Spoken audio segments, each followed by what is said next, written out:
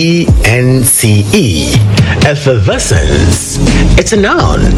Effervescence means the state of being active, positive, and full of energy. Let's exemplify it. It's Ghana's Independence Day and the country is filled with effervescence. Effervescence.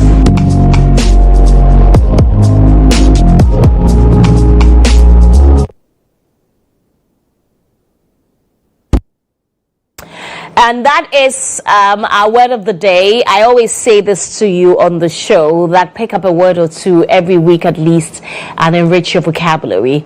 It's good for you and it's good for everyone around you. So that is our word of the day. Let's now bring you our video of the day. You know today is Thursday. We'll bring you a throwback video. But most importantly, today is Independence Day and there's so many songs about independence. Enjoy this one.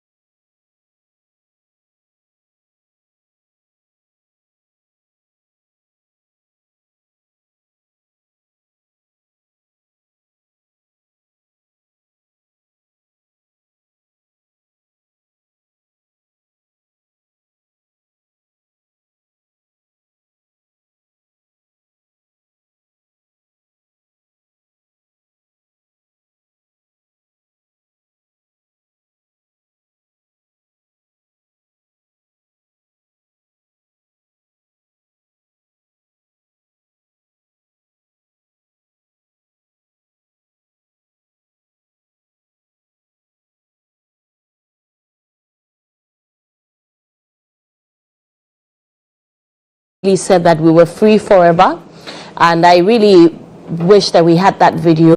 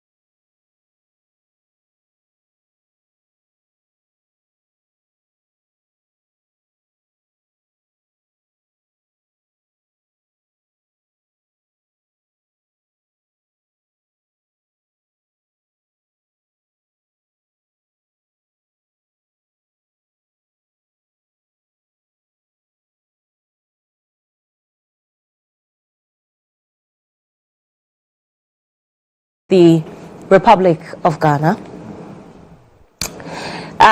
had those words for us. He said a lot of things, but key amongst them is that if the black man or if the African is given a chance to manage its own affairs, they certainly will do better. And I'm asking you, 68 years later, do you think that the black man is capable of managing his own affairs or her own affairs? Has Mother Ghana been able to manage its own affairs 68 years after gaining independence? Certainly not. And I know that you agree with me, but it's okay if you don't. I mean, maybe you're seeing things in a different perspective. Maybe you live in a different, part of this country that I do not know of. But we certainly have a long way to go. Have we improved? Certainly, yes. Can we do better? Of course. We actually can do way better than we are actually doing now. Within the 68 years, we certainly can do better. Because tell me why 68 years later, we're still importing toothpick. We're importing yemadie. We're importing chicken. It makes no sense. We're importing sanitary towel. We import almost everything that we consume in this country. It doesn't make sense to me. 68 years later, we are still borrowing non-stop. It makes no sense to me.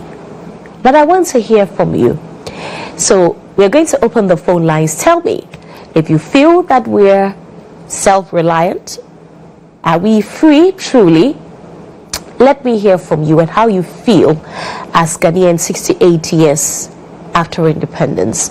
But before we get into the phone calls, my colleague Emmanuel Ejabe put this beautiful piece together.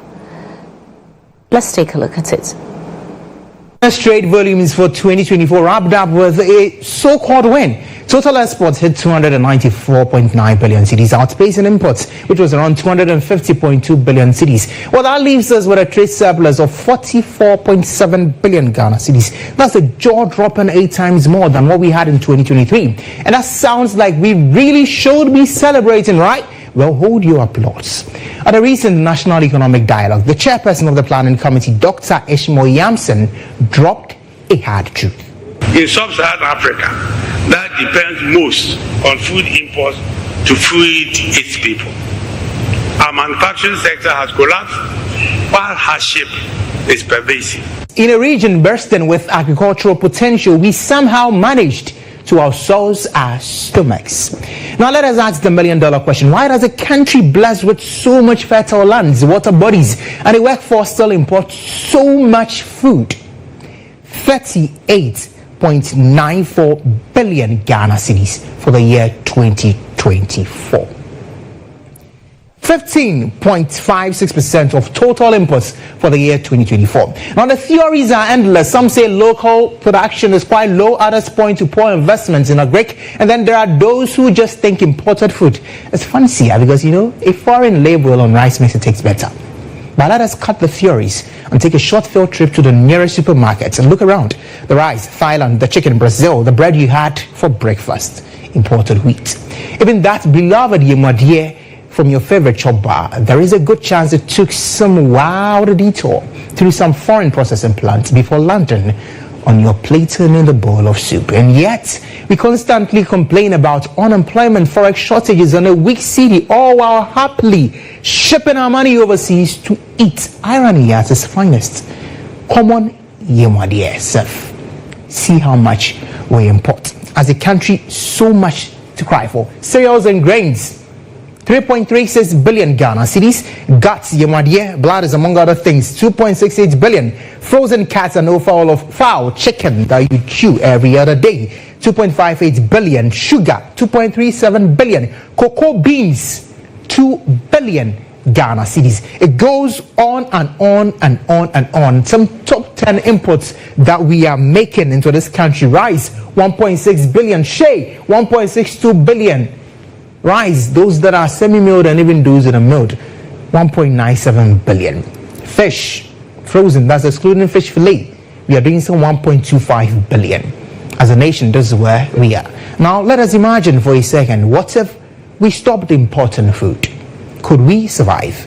Could Ghana, with all its rich soils and agricultural potential, actually feed itself? Here's the thing. Picture a 68-year-old who, despite having acres of land and all the tools to farm, still goes around begging for food. What will we call them? A life wasted. Or in our parlance, Bobra. Well, folks, that 68-year-old is Ghana.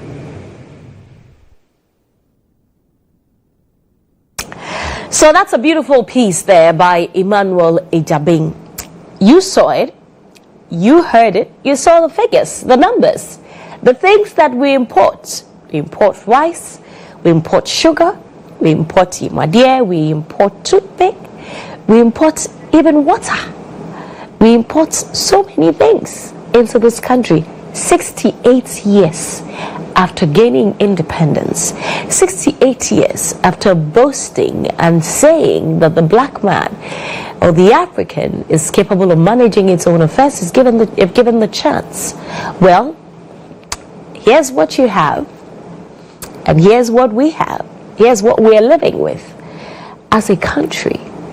And so when Episode sings that song and is asking Nkrumah where you are, it's very much understandable, because I am sure that wherever Nkrumah is, he'll be turning in his grave and be crying, because this is certainly not the Ghana that he was hoping for 68 years ago when we gained our independence, when he stood on that podium and said those words. However, it doesn't take away the fact that we're 68 years today celebrating independence. We certainly have made some good strides in our democracy. We can do better, but we are certainly better than many other countries. But I still say that even democratically, we can do better. We can do better for the life of the citizenry. We can do better in making their lives more comfortable. On that note, I want to wish you all a happy Independence Day. And like I said, this year's Independence Day celebration will be coming to you live from the presidency, because we're having it in a modest way. The phone lines are open now. Call me, share your thoughts with me. I'd like to hear from you on what your thoughts are as we celebrate our 68th Independence Day. Do you feel that we are self-reliant? Do you feel confident in the system? Do you have hope that one day all those words that Dr. Kwame Nkrumah stood on that podium and said will actually come to pass in this country?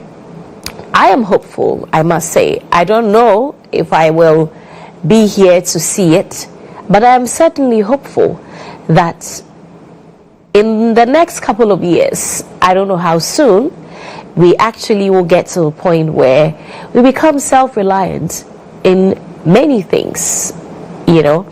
Hopefully, when you go to Nigeria, for instance, you hardly see them import rice because there's a ban on the importation of rice.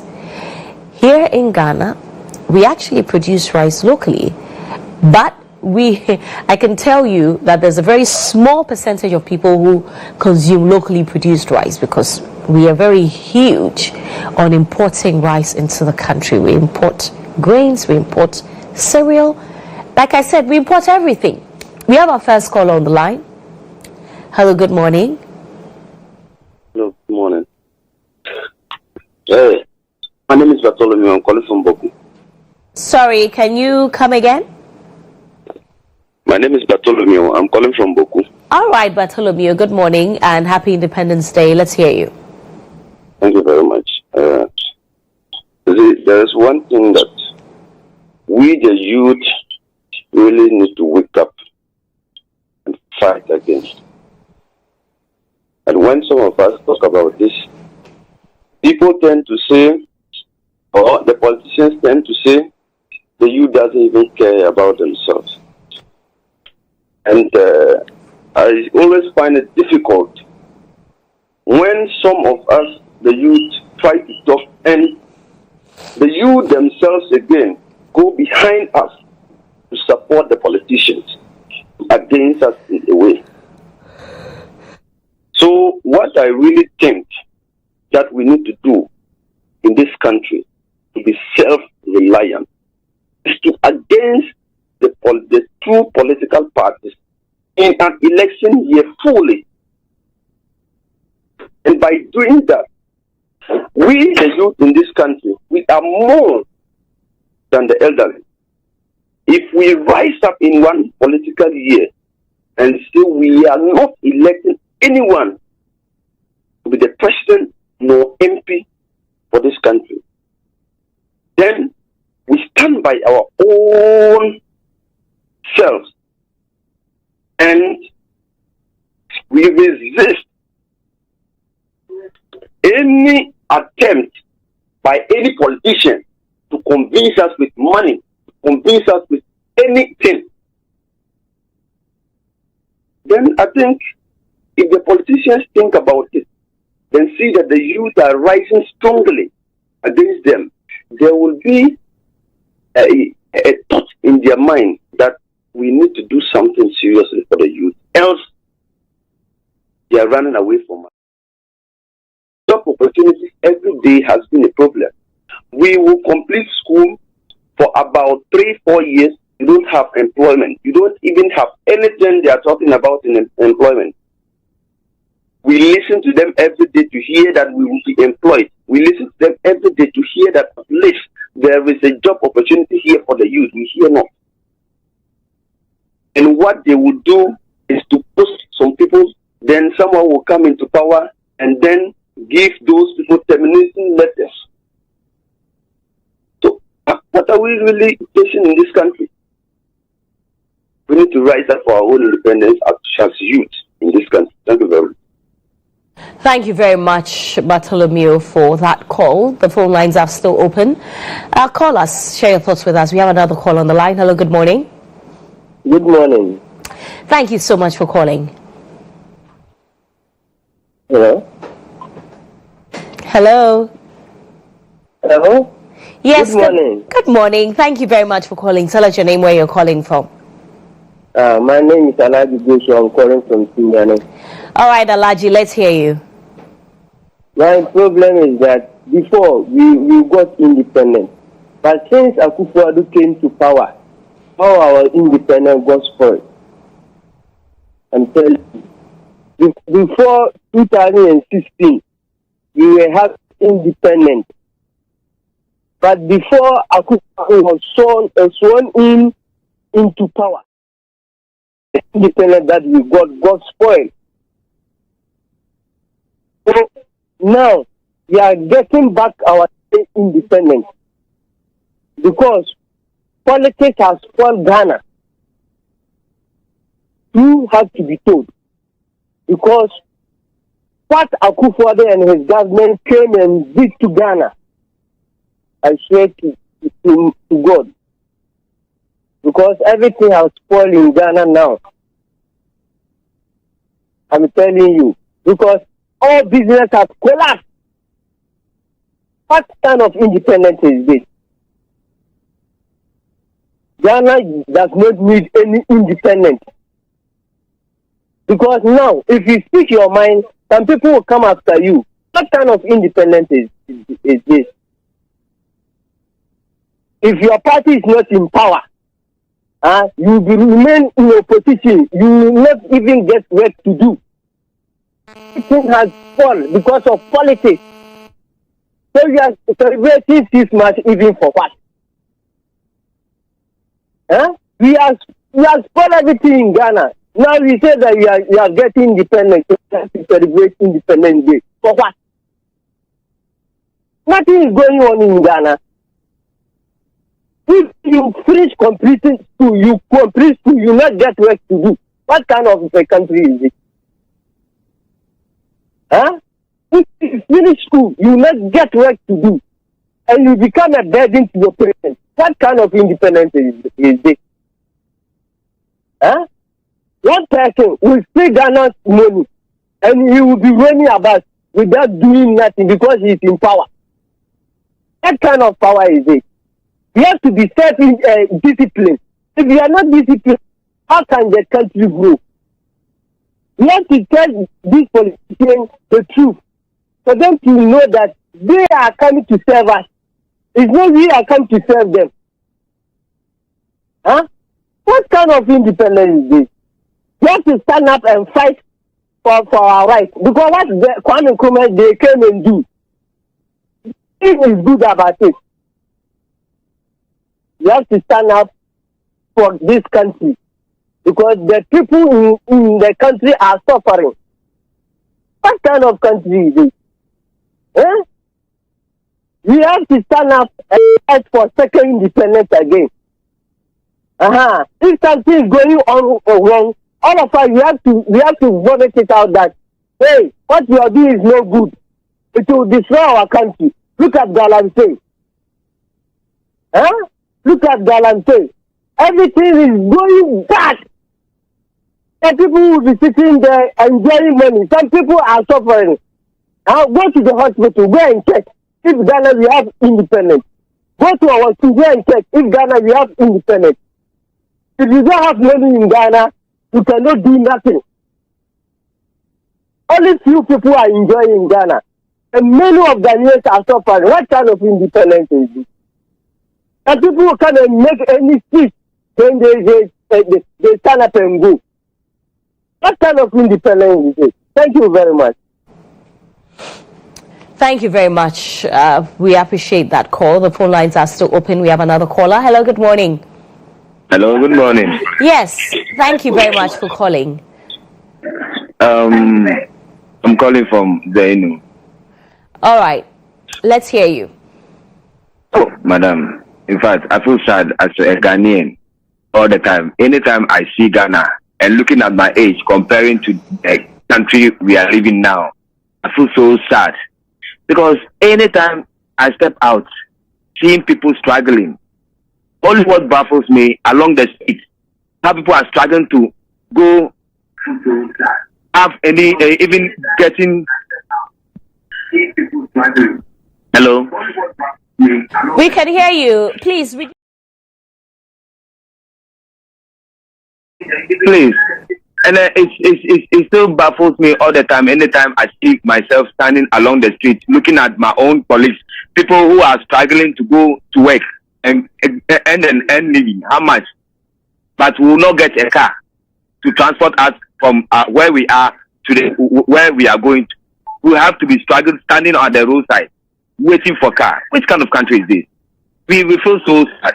I'm 43 years old, but I'm not happy as a Ghanaian. Honestly, I'm not happy. All these two parties are playing with our minds. Look at the curriculum that we study at school, but it doesn't reflect on the field or where we work. It doesn't reflect at all. It's a different thing altogether. So I don't know. I'm confused. 43 years old, I'm confused. So I don't know where we are that we say we are free in this country that we call Ghana. In fact, I keep saying this is not my motherland. I will go and look for my fatherland. I'm not happy at all. Please let another person continue. All right, thank you very much for the call. We have another caller. Please, when you call, kindly reduce the volume on your TV set so that we can hear you in the studio. The other viewers at home can hear you as well. Okay, hello, good morning. Good morning, Hajiya Serwaa. Good morning. Ramadan Karim to you. Megachi. Ramadan Karim to you. Okay, I don't know how I'm supposed to respond to that, but I guess Ramadan Karim to you. Yes, you also say Ramadan Mubarak. Okay. I wish all Muslims the very best in this period. Let's hear you. Thank God. Greetings to you and our cherished viewers. This ED, your old ED from Tabora Lodge. Okay, ED. Yeah. Today is Wednesday.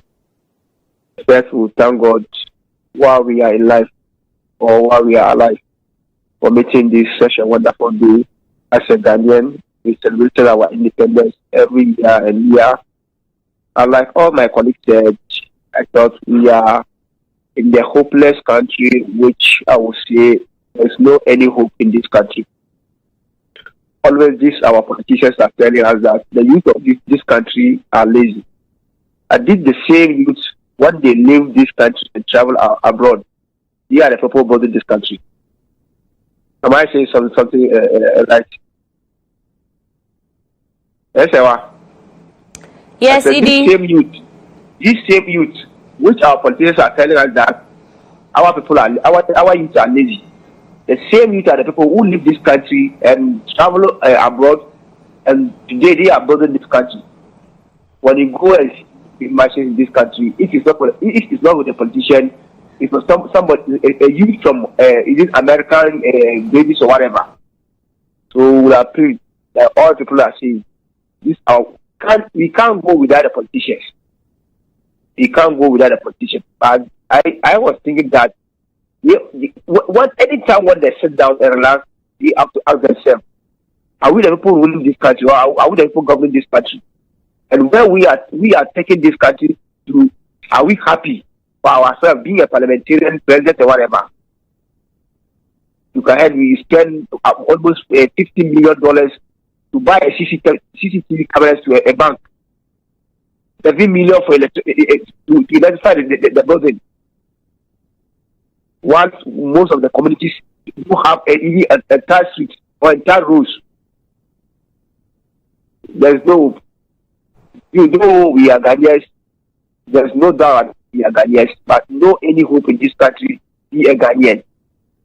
Have a good morning. Thank you very much, Edie, for the call. We have another caller. Hello, good morning. Hello, good morning. Thank you very much for calling. Tell us your name, where you're calling from, and let's hear you. I'd like to say thank you to God for the opportunity He has given unto us. One problem I just want to make it known to us all is about the progresses of our nation. It looks as if the country itself has no left nor right. It's about the leadership. I don't know the kind of leadership we train for our future generation. Things have just come upside down. You can see that there's no way forward. I just want to plead, using this platform to plead with the leadership, that no matter what the case may be, surely they render account to the Master, who is God. So, in all circumstances, they are supposed to do what is right, in order not to disappoint the incoming generation, even the existing ones. Better still, God has been so faithful to us as a nation. Very small country with almost all resources available. So they should have the heart to at least utilize the little resources that we have in order to uplift the flag of this country. As my colleagues have already said, it's a form of shame and disappointment to read the younger generation today based on the resources we have and where we have reached so far. Let us thank God for how far He has brought us. Thank you. Thank you very much for the call. We appreciate it. I'll take just one more call so we can wrap up the segment. Hello, good morning. Hello. Yes, thank you so much for calling. Tell us your name, where you're calling from.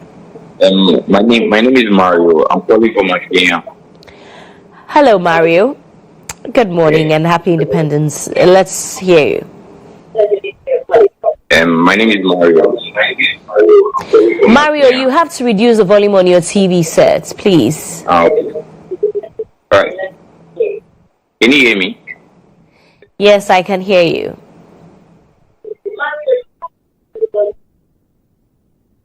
Okay. Can you hear me now? Hello, Mario. Yeah, I'm trying to say that the nation have only two problems. And what's the problem?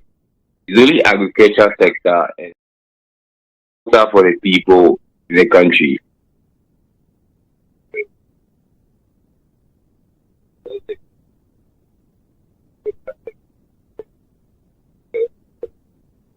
Because the people, the youth in the country don't have like good shelter to live in. They don't have affordable homes to live in. And everything in the country is so expensive now. Especially with the food sector problem. Because we don't buy affordable things. Houses are expensive. There's no anything in the country. And I don't know why. Nobody knows why.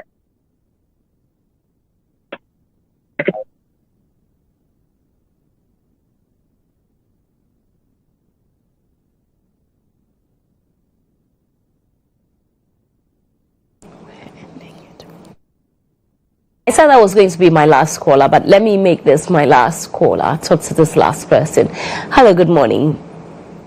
Morning, sister. Thank you for calling. I love your energy. Tell us your name and where you're calling from. I'm calling from Sefah. All right, let's hear you. My name is Robert. Okay. My name is Robert. All right, let's hear you. What I'm about to say, if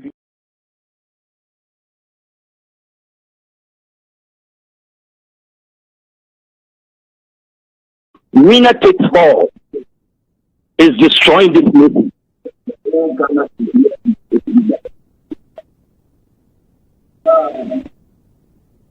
Winner, the past government left the nation, and the present one also can continue and build it according to the plan of the nation. But because the winner takes all, the past government will go, and everything that the past government brings, another government will come and leave all of them behind. All of them. Whilst it was a money that was taken, it was a money that was taken by the nation. It was the nation money. So, sister, I am pleading with you. So long as we are going to go on winner takes all, Ghana will go backward. See, where we are now, Ghana is not going forward. Ghana has gone back. Because where the past government took Ghana to, this present government is taking us backward. See, independent. Independent must be celebrated in the whole Ghana. The whole Ghana must celebrate independence. But what are we seeing? The president is saying that he cannot celebrate independence. He will celebrate it in the Prasa House, which is wrong.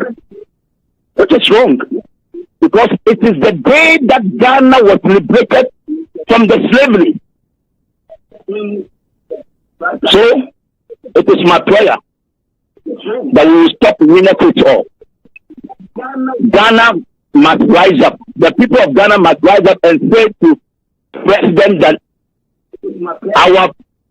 our constitution must be changed. The winner takes all must be changed. If we don't change the constitution, that said winner takes all, Ghana will go backward. God bless you, sister. God be with you. In Jesus' name. Amen. Amen. Thank you so much. And this will be my last call, unfortunately. I know that the conversations about independence can get very emotional, but because of time, I'm unable to take a lot more calls. Thank you all for calling, and for those who couldn't get through, I'm very sorry. Hopefully next time you're able to get through it. But you know, tomorrow is Friday, and tomorrow on Inside Out, I'll open the phone lines again so you can call in and share your thoughts with us. So the conversation will continue tomorrow with the phone calls. Stay with me and take a look at this. African in the world. That new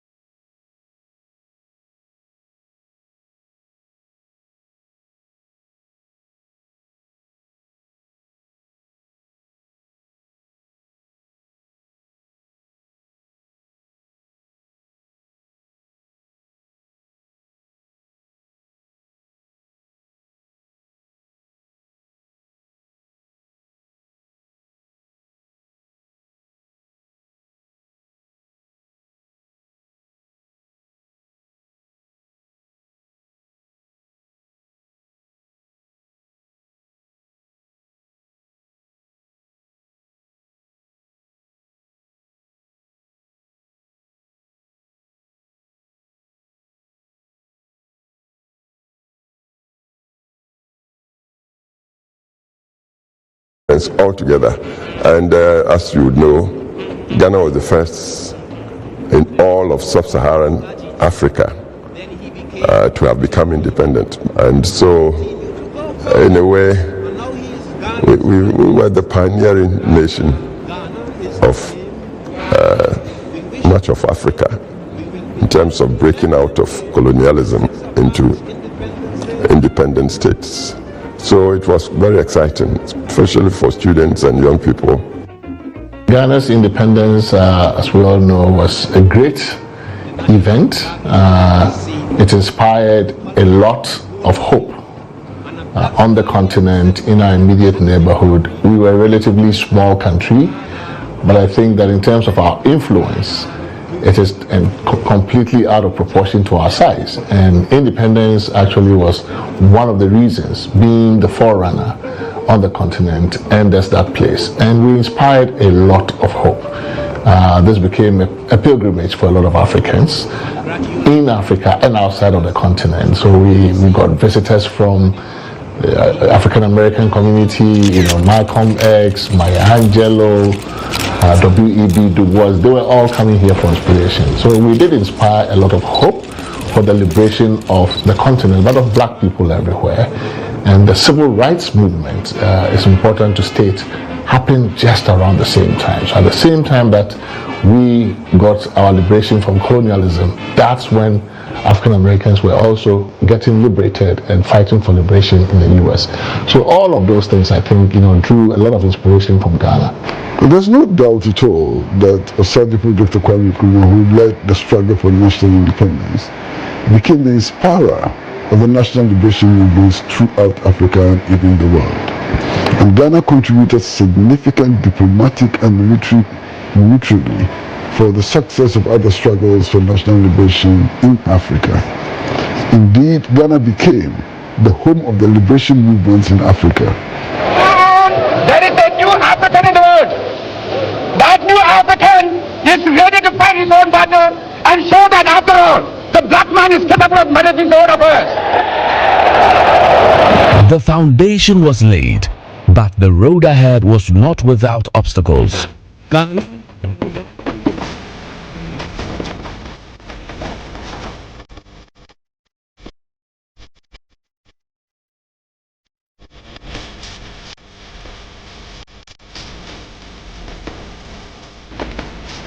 Our independence was just the beginning. The task of building a strong nation came with immense challenges: political instability, economic crisis, and social inequalities. I think we've made some progress in terms of economic development, social development. We've made some progress, but we've also had our challenges in the last 68 years or so.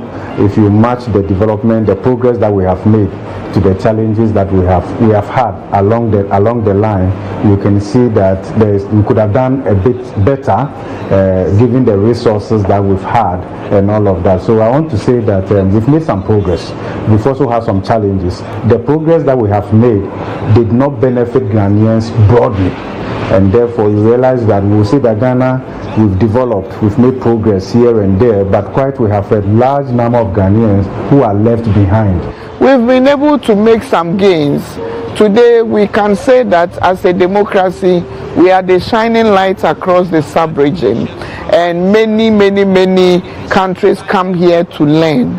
Our greatest challenge as a people has been how to sustain our economic development and also informing the developmental agenda of the country sustainably. 68 years, we are on pension if we were working, so we should be able to say that our education system is robust. We have issues around unemployment address, we have issues around service delivery address, we have corruption minimized to the barest, but today we cannot say that, and so we need to do a lot more. I think a lot of times people forget that it's not just your generation. So when you read history, you think, oh, the guys in the 30s, they fought a lot of things, thinking that it was just about them. They didn't know that it was a relay race. I think the best lesson of history is to know that if we don't learn from it, it will repeat itself, usually the negative one. So the lesson is to say, look, we are in 2025. in 50 years' time, a lot of us may not be here. Those who will be listening or watching this in 2075 should be able to say, these people laid a good foundation for us to get a fighting chance. So let's not forget history, but let's also remember that the future awaits. I would say that's the best lesson that independence teaches us. It is our 68th Independence Day. Like many, including myself, we tend to get impatient about the achievements we have made so far. We think we should have done much more. We should have done much better. The country should have been in a better shape. As I said, I also agree with that.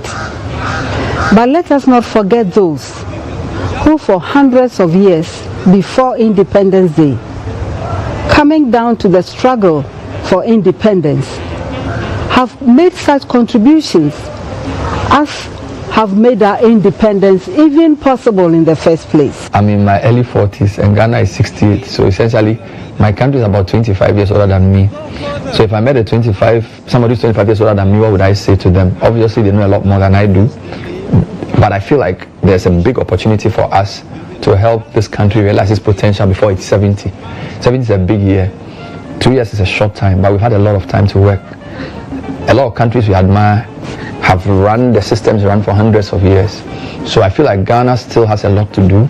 But as a 43-year-old, I would say to my big brother Ghana, please don't give up. Keep pushing. We the citizens will make things happen because we are the ones who keep the wheel of the nation running.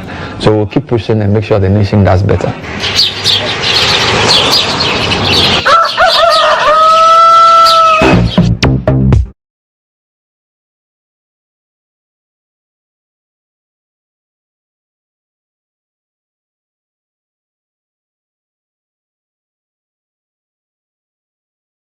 Entrepreneurs are emerging, and then the entrepreneurial spirit in the youth is something to highly recommend and applaud. A lot of people are creating jobs, businesses, and also innovative ideas, problem solving through technology. I am so excited about Ghana's future because of the entrepreneurial spirit in the youth nowadays. Most young people are embracing technology to do wonders, like creating businesses, humanitarian works, and a whole lot. And this gives me hope. Young people over the years have contributed effectively to the building of this nation we have called Ghana. And globally, young people have contributed their quota to national or global development. Government must be intentional about young people. Over the years, we've pretended to be paying attention to young people. A lot of things have said to have been done, but truth be told, nothing has been done. If you go back into our history, in the last 8 years, a lot of programs have been done for young people. Programs that are supposed to empower them, develop them, and create jobs for them. But within the last 8 years, unemployment has risen from 8% to almost 15%. So we've pretended to be doing something, but nothing has been done. We must be more deliberate and more intentional in doing things that will project young people onto a certain pedestal where they can contribute meaningfully. Wherever young people have been given the opportunity, they have taken their chance and have done marvelously well. And so I believe we should bring a lot more young people to that decision-making table, and we must be deliberate about it so we can push them all the way to the top. The spirit of Ghana's independence is alive in its youth. With determination, unity, and visionary leadership, Ghana is poised to achieve new heights. Going forward, it is our turn now. Let us ensure that we do things, we put things in place that allow subsequent generations to judge us better.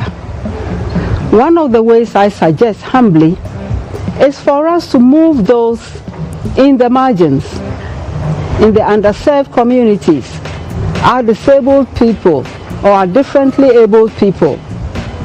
We need to move them closer to the center, and we need to move the center closer to them.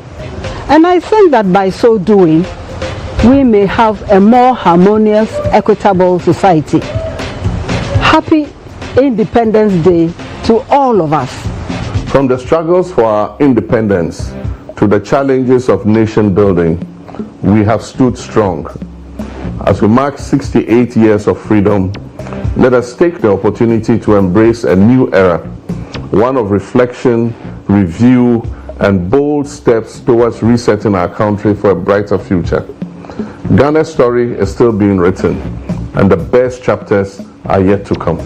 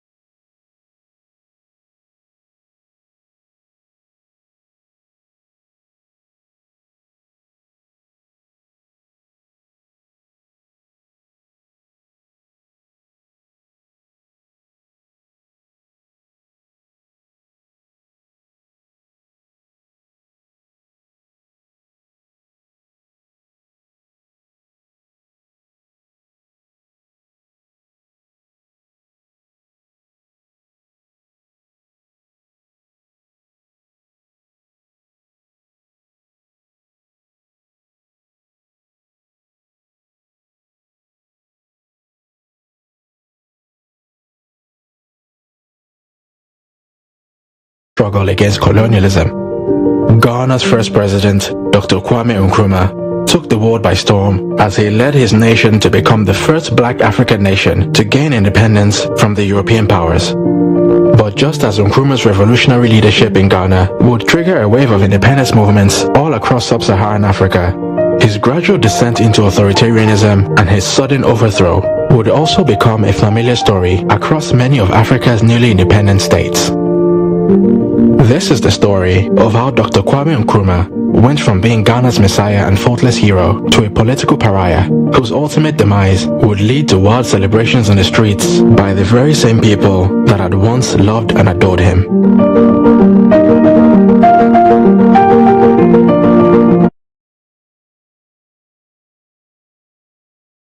Castle, a 17th century slaving fort from where British governors had ruled the crown colony of the Gold Coast for over 50 years. Sir Charles Arden Clarke woke up on the morning of the 9th of February 1951, facing the most difficult decision of his career. His problems centered around a 41-year-old prisoner who had been held at James Fort in Accra on a 3-year sentence for subversionary activities. In the eyes of the colonial authorities, this prisoner was a dangerous troublemaker who, even while in chains, was a serious threat to the stability of the colony. According to official reports, the man Kwame Nkrumah was a thoroughgoing communist, and in unofficial communications was even described by Governor Arden Clarke as the local Hitler. You see, prior to Nkrumah's arrest, the British officials had drawn up a carefully constructed plan for the colony's slow and steady transition into full independence. Under this plan, the Gold Coast was to have what the British called a semi-responsible government, and for the first time in the country's history, there would be a general election to elect a new National Assembly and Executive Council composed of mainly African representatives. And in putting together this plan, the British officials had collaborated with an elite group of Gold Coast lawyers, businessmen, and academics who had long been calling for the reforms. Referred to by the British as men of property and standing, this group of Gold Coast elites had formed the nation's first major political party in 1947, known as the United Gold Coast Convention, and their campaign slogan was self-government in the shortest possible time. Their leader, Dr. Joseph Boakye Dankwa, was highly respected by the British and many within the emerging Gold Coast political elite. A bona fide intellectual, J.B. Dankwa had studied law in the UK and was a qualified barrister called to the prestigious London Inner Temple. Spearheading the earliest push for Ghana's independence, Dankwa personally prepared the first draft of his nation's new constitution and also suggested that the new nation be called Ghana, in honor of the 13th century Empire of Ghana, located in modern-day Mali.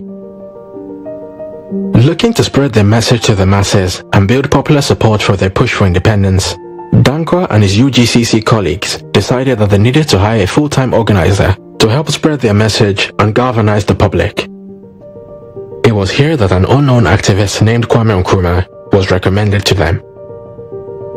Nkrumah at the time had been out of the country for 12 years, pursuing his studies in the US and England, and although he was neither rich nor well-connected, he was politically ambitious, highly motivated, and hungry for change. While in the US, he had earned degrees in economics, sociology, and philosophy, and although he had moved to London in pursuit of a law degree, he got completely distracted by activism as he befriended a number of prominent British communists with whom he regularly participated in anti-colonial protests.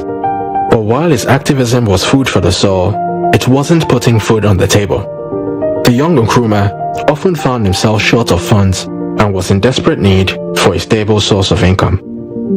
And so when offered a job by Dankwa's United Gold Coast Convention, he grabbed the opportunity with both hands and moved back to the Gold Coast. Nkrumah, Dankwa, and the other founding members of the UGCC, Ebenezer Akwaje, Edward Akufo-Addo, Emmanuel Obetsebi Lamte, and William Oforiatta, would all be collectively known in Ghanaian political folklore as the Big Six.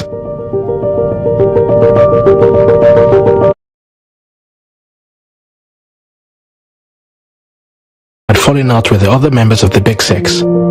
While Dankwa and co were happy to cooperate with the colonial government's proposal for a slow and steady transition of power, Nkrumah began calling for independence immediately. Nkrumah subsequently broke away from the UGCC and started his own party, known as the Convention People's Party. Unlike the prim, proper and gentlemanly UGCC, which was well supported by the colony's economic and cultural elites, Nkrumah's CPP was a radical political machine that focused on stirring up the emotions of the masses with revolutionary songs, catchy slogans and provocative posters. The CPP also set up media outlets which would work day and night to raise anti-colonial sentiment in the public by vilifying the colonial authorities and labeling the UGCC as colonial collaborators. In opposition to the UGCC slogan of self-government in the shortest possible time, Nkrumah's CPP would call for self-government now and would declare that the draft constitution prepared by J.B. Danquah was bogus and fraudulent.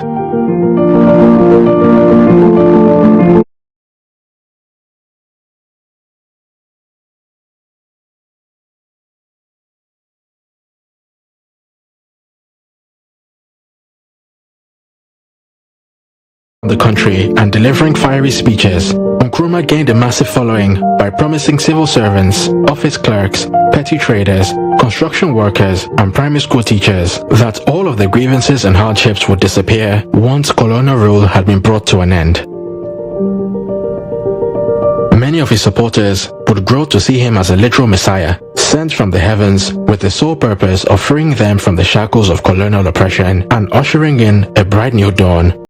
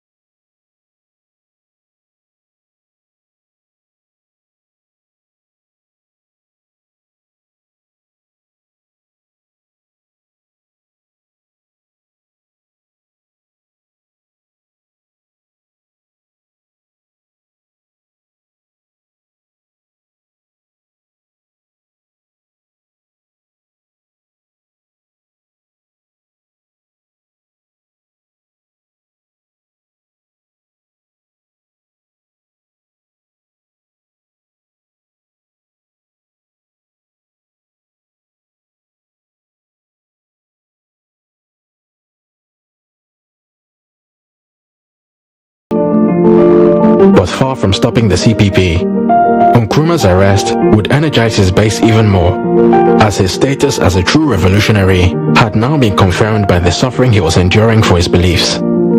As the general election scheduled for February 1951 drew nearer, early indications suggested that the CPP would gain a majority of the seats. And while in his prison cell, Nkrumah discovered a legal loophole that allowed any prisoner sentenced to a term of imprisonment not exceeding 1 year to contest for elections, as his 3-year sentence was actually composed of 3 separate terms of 1 year each. Nkrumah announced that he would be running for office from his prison cell.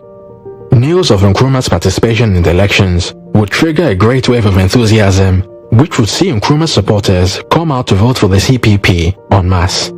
As expected, Nkrumah's CPP won the election in a landslide victory, leaving the colonial governor Arden Clark with a serious dilemma on the morning of the 9th of February 1951.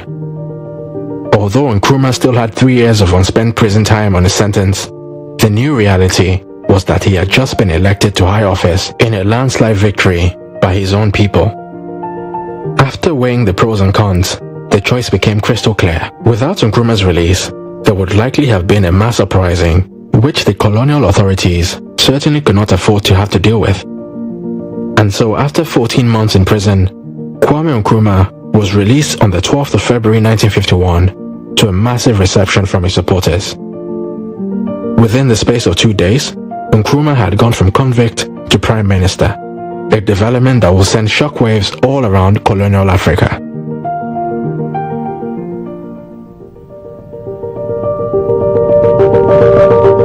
You see, the Gold Coast had for many years been seen as Britain's most precious possession in Africa. Its immense natural wealth and human capital was virtually unrivaled in sub-Saharan Africa. As the world's leading producer of cocoa for over 40 years, the Gold Coast had a large and prosperous farming community. Its education system was also the most advanced in colonial Africa, and it boasted of the largest proportion of educated and skilled workers in any African colony. Ethnically, The country was also unusually homogeneous and free from ethnic and religious tensions, with over half of the population being of Akan origin, the vast majority of which were Christian converts. The fact that the British were now showing signs of letting go of this most prized possession drew the attention of anti-colonial activists from all around the world as the first major sign of the end of colonialism in Africa. With his new position, Nkrumah immediately got to work by pushing a motion in the colony's new parliament for full self-government without delay, and although the British government had strong objections to the pace of change, it eventually agreed to Nkrumah's demands and agreed to the creation of a new constitution providing for full internal self-government under the control of an all-African cabinet. With this historic victory, Nkrumah had etched his name into the history books and would ascend to demigod status within his party and the country at large. Party members would begin comparing him to the biblical Moses, who had been sent to lead his people towards the promised land of independence. And local newspapers would bestow on him grandiose titles like Man of Destiny, Star of Africa, the Iron Boy, the Great Leader of Street Boys, and the Deliverer of Ghana. His name would even be inserted into the lyrics of Methodist hymns, and special prayers would be written for him. From morning till night, his home was constantly visited by people seeking help on anything from marital disputes to financial assistance, sickness, and even infertility. But no matter how busy he was, he always tried to find time for them, and his entire life would be devoted to his work and his politics. A pure introvert who neither smoked nor drank, his only real indulgence would be his love for classical and high life music. After a few more rocky years of negotiations, Nkrumah's CPP officially won independence from Great Britain, and thus the nation of Ghana was born on the 6th of March, 1957.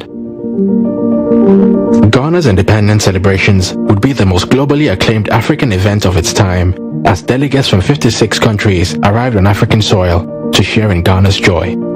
And there was certainly a lot to celebrate. As of independence, Nkrumah's Ghana was one of the richest tropical countries in the world, with an efficient civil service, an impartial judiciary, and a growing middle class. Its parliament was filled with arguably the most competent politicians in Africa, and although the Prime Minister himself had only 6 years' experience in government, he was highly respected for his vision and had the backing of his entire country. As the #1 producer of cocoa in the world, Ghana had huge foreign currency reserves, which it had built during the 1950s cocoa boom, and also had large reserves of gold, timber, and bauxite. Nkrumah's vision, however, would be much larger than just the liberation of his beloved Ghana.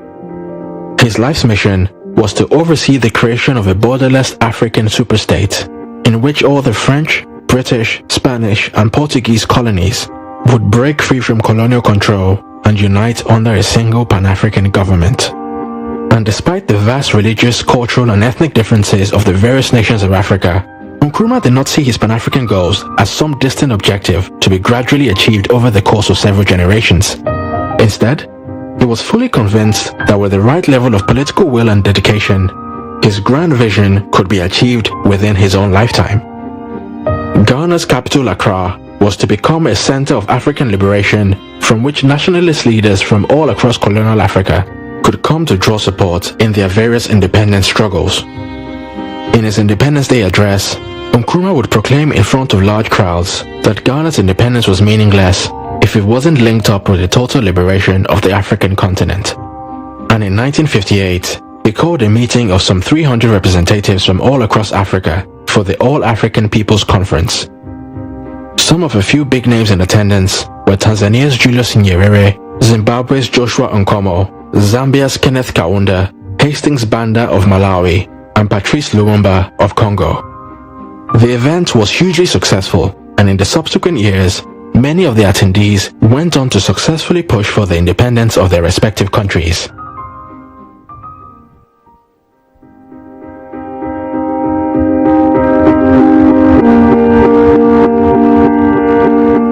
After having successfully overthrown British rule in Ghana and paved the way to independence for many other African countries, Nkrumah began to see himself playing an even bigger role on the world stage, with some reports suggesting that he harbored ambitions to become the president of the entire continent.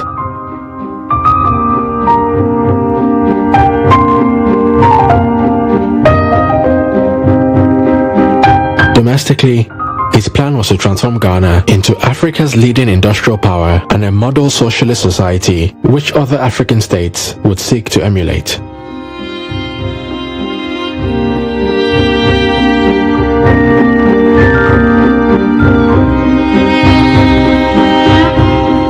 His long-term vision was to lead the nations of Africa to become a major world power which was on par with the United States and the Soviet Union. And sure enough, the early years of his government were very promising indeed, as Ghana's forestry, fishing and cattle industries significantly expanded and the production of the nation's main export of cocoa increased by more than double. And working in collaboration with an American company, his government also began the construction of a dam on the Volta River, which upon completion would provide water for agricultural irrigation and provide electricity for nearby factories and neighboring countries. His government also heavily invested in nationwide projects for the construction of free schools, universities and hospitals, which would further solidify his image as a true man of the people.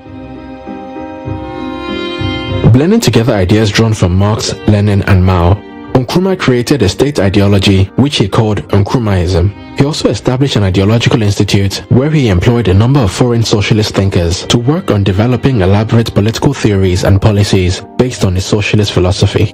And after initially struggling to clearly define what Nkrummahism was and how it was any different from other Marxist socialist ideas, the Kwame Nkrumah Ideological Institute eventually concluded that Nkrummahism was an ideology for the new Africa, independent and absolutely free from imperialism, organized on a continental scale, founded upon the conception of one and united Africa, drawing a strength from modern science and technology and from the traditional African belief that the free development of each is conditioned by the free development of all.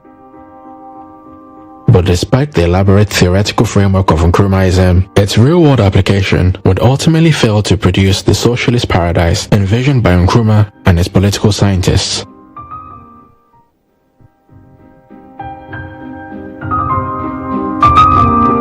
In its bid to rapidly transform Ghana into an industrial powerhouse, Nkrumah's government set out to execute a long list of major infrastructure projects, from shipping ports to roads, dams, universities, and manufacturing plants. Everything was to be built from scratch and built fast.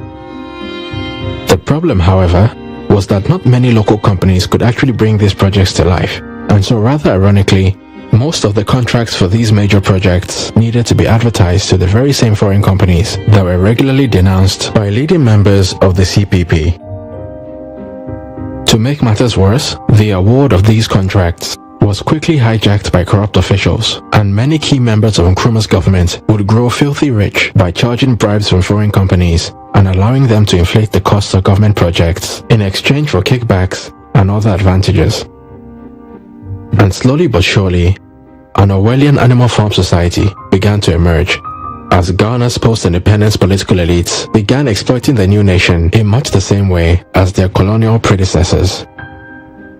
Pursuing his goal to make Ghana a model socialist society, Nkrumah publicly declared that his government would work towards a complete ownership of the economy by the state. And in pursuit of this goal, he would set up a long list of government ministries and state-owned enterprises. And thanks to this very large and powerful government apparatus, pretty much every aspect of Ghanaian life was placed under the direct or indirect control of one government minister or the other. And with their extensive powers, many of Nkrumah's ministers began treating the resources under their control as their own private property, and a culture of bullying, bribery and embezzlement would spread from the top to the bottom of Ghanaian society. From job applications to business licenses and even the award of university scholarships, if you needed to get anything done, you either had to know someone in power or pay someone a bribe. Despite publicly preaching about socialist virtues like solidarity and collective struggle, many of Nkrumah's ministers began flaunting their wealth and living very lavish lifestyles. When questioned about why his wife chose to import a £3,000 gold-plated bed from London, Cabinet Minister Krobo Edusei would respond saying, "Socialism doesn't mean that if you've made a lot of money, you can't keep it." Edusei would later confess to owning 14 houses, a luxurious beachfront property, a long lease on a London flat, several expensive cars, and 6 different bank accounts. Following the sudden expansion of his own personal net worth, even Nkrumah himself would be accused of collecting bribes through a special company known as the National Development Corporation, which was set up specifically to collect a fee of 10 to 15% on the award of every government contract.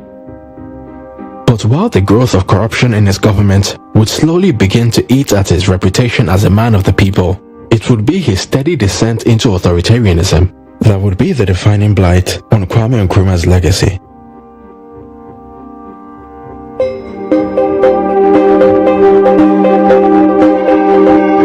Within just 1 year of gaining independence, Nkrumah's government passed the Preventative Detention Act of 1958, which effectively allowed his government to detain anyone without trial for up to 5 years. In theory, this power was to be used very sparingly and only in times of extreme emergency. In practice, however, Nkrumah's government would routinely use this power to silence critics and opposition voices. In 1958, 38 people were detained under the act, while in 1961, the figure rose to 311. In 1963, 586 people were held, and in the year 1965 alone, some 1,200 people were detained under the act. Amongst one of the many prominent victims was Dr. J.B. Dankwa, the very same man that had employed Nkrumah to work for the UGCC on his return from London. After spending the last year of his life in solitary confinement, a sick and disheartened J.B. Dankwa died of a heart attack. As you can imagine, it wasn't long before a growing coalition of opposition voices began to spring up all around the country.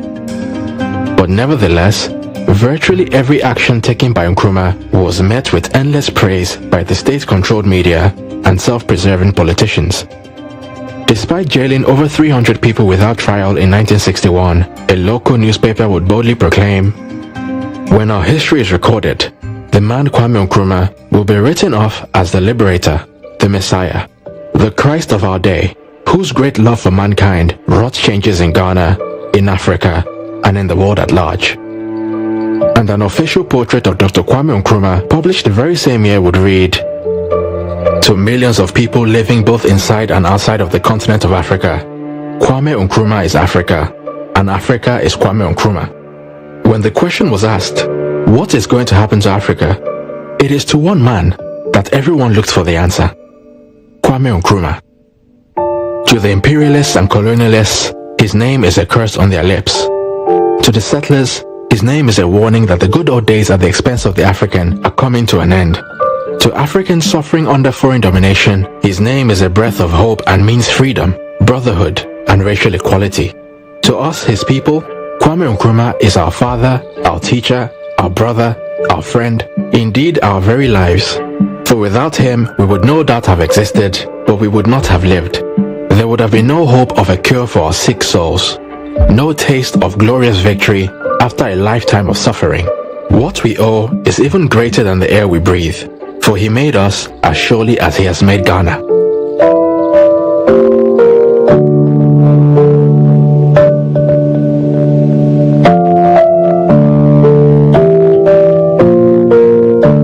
Treating him more like a king than an elected public servant, his image was plastered all around the country. His face was on banknotes and postage stamps, and his statue stood outside his nation's parliament. His birthday was a public holiday, and his photographs could be found in offices, shops, and even in people's homes. But behind the facade, the coalition of opposition voices was growing, and Kwame Nkrumah knew it. He began to distrust everyone around him and decided that the best way to protect himself was to consolidate power even further.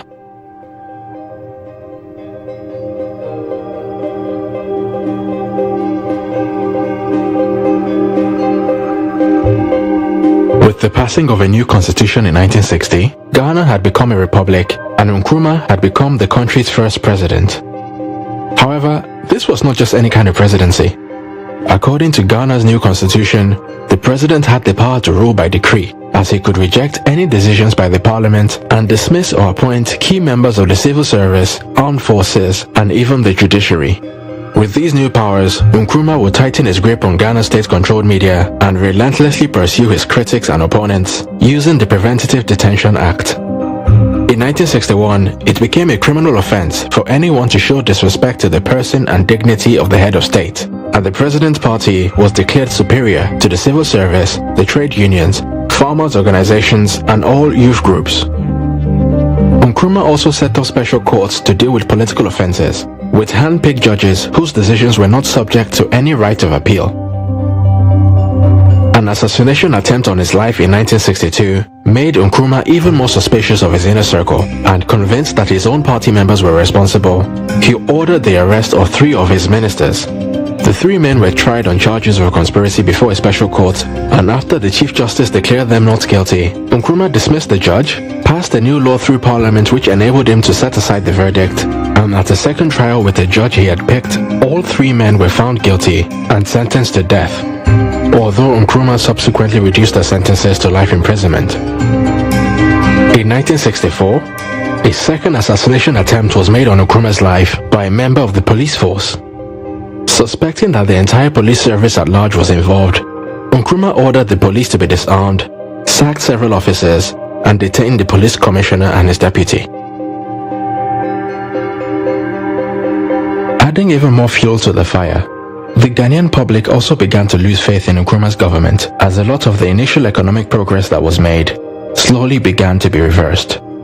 Thanks to his long list of costly projects, which were made even more expensive thanks to the culture of corruption within the government, Nkrumah's administration soon found itself with a serious debt problem. And even as the debt continued to grow, the government continued to commission project after project, from tire factories to steelworks, mining ventures, and ship dockyards. No project was too expensive, and no vision was too unrealistic.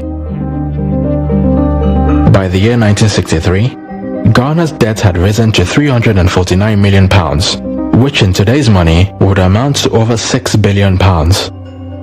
Nkrumah's agricultural policies would also cause many of his rural supporters to turn against him. The Ghana Cocoa Board, which was the sole buyer of cocoa in the country, began paying less and less to peasant farmers for the same amount of produce. Deciding that enough was enough, the farmers revolted and began selling cocoa on the black market and refused to plant more trees. Meanwhile, the state-run cocoa farms, on the other hand, which were controlled by CPP, were so inefficient that despite their superior equipment, they only produced 1/5 of the total amount of cocoa that was produced by Ghana's population of small-scale peasant farmers. And so, from being one of the richest countries in Africa as at the time of its independence in 1957, Nkrumah's Ghana was basically bankrupt by 1965, as a huge government spending spree of over £430 million, or £7.6 billion in today's money, had left the nation with huge unpayable debts, and the many government-run factories and companies that had received this investment ultimately failed to make enough money to pay back the loans due to incompetence, mismanagement, and corruption. Beset by rising prices, higher taxes, and food shortages, the general population was becoming increasingly disgruntled as the standard of living for unskilled workers in most towns and villages had fallen to the pre-independence levels of 1939.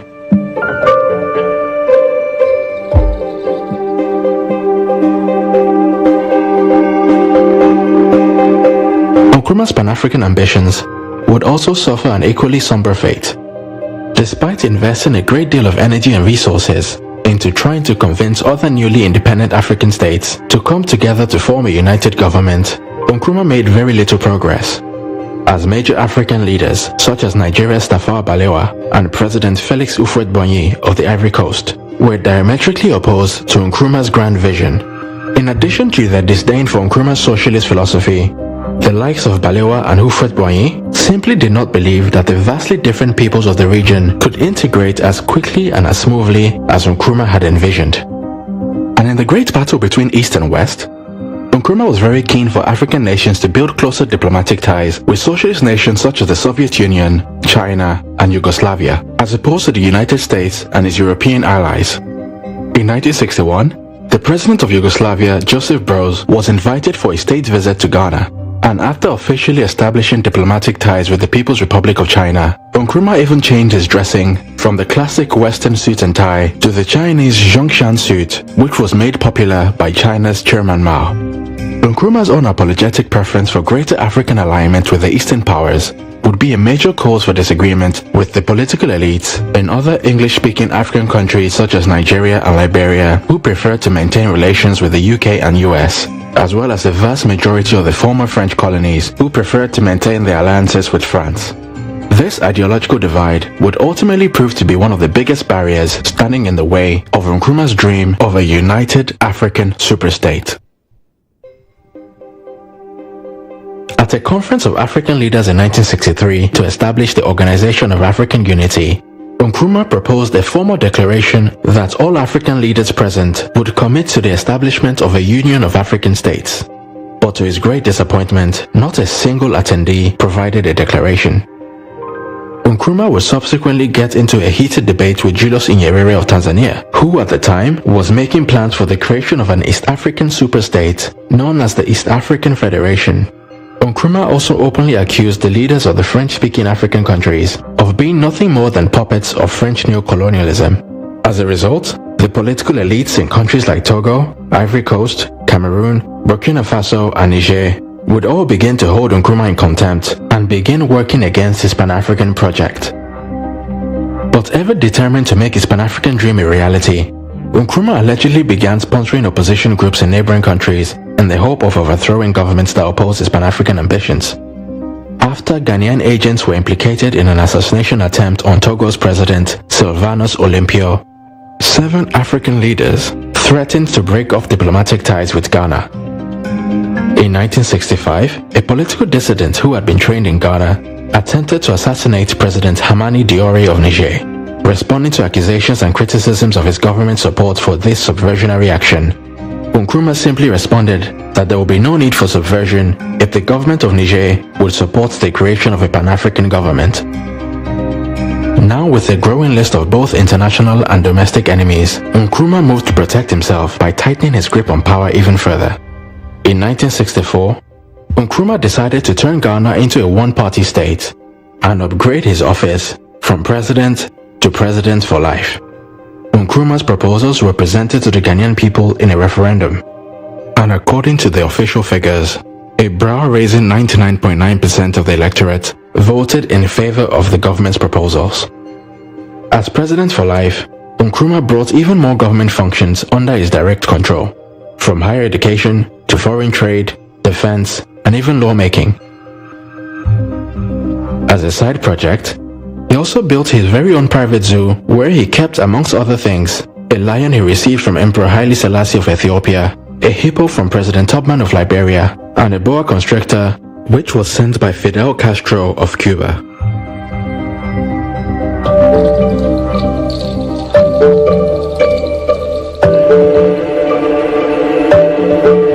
Ever committed to making his dream of a united African government a reality, Nkrumah commissioned the construction of Job 600, an office complex which was purpose-built for the 1965 Organization of African Unity Conference at a total cost of £10 million, which in today's money would amount to just over £165 million. Despite the growing national debt, failing state-owned factories needing raw materials, public hospitals lacking medication, and many Ghanaians queuing for food in towns and villages across the nation, Nkrumah believed that the construction of this building was a top priority, as it would one day serve as the government headquarters of Africa's united government. As usual, Ghana's state-owned media hailed the construction of the building as another great achievement, and Nkrumah himself publicly boasted of the state-of-the-art building, which had 60 self-contained luxury suites, a banquet hall capable of seating 2,000 guests, and a beautiful water fountain display. However, the OAU conference itself would be a complete disappointment. By 1965, Nkrumah's foreign policies had alienated so many other African governments that very few were actually willing to attend. A group of 14 leaders, led by President Felix Houphouët-Boigny of the Ivory Coast, decided to boycott the event in retaliation for Nkrumah's support for opposition groups within the various countries. Only 13 heads of state attended the event, and in the end, when Nkrumah asked all the attendees to declare their commitment to the creation of a united African government, not a single leader agreed to make a commitment. Nkrumah's popularity was now at an all-time low, And shortly after this public humiliation, the wheels were set in motion for its eventual demise. By early 1966, the terrible state of the economy and the eye-watering levels of corruption and mismanagement that had embedded itself into every aspect of the government meant that Nkrumah's only political allies were those who were directly on his payroll. Feeling increasingly paranoid after 2 assassination attempts on his life, Nkrumah began meddling with the one institution in Ghana that was still powerful enough to stand up to him. Looking to prevent an army revolt, Nkrumah began trying to subjugate the Ghanaian army just as he had done with other institutions. CPP spies would allegedly be sent to infiltrate the army, looking to identify potential traitors. Nkrumah also demoted a number of high-ranking officials, restructured the army, and set up a special presidential guard regiment devoted to his personal protection.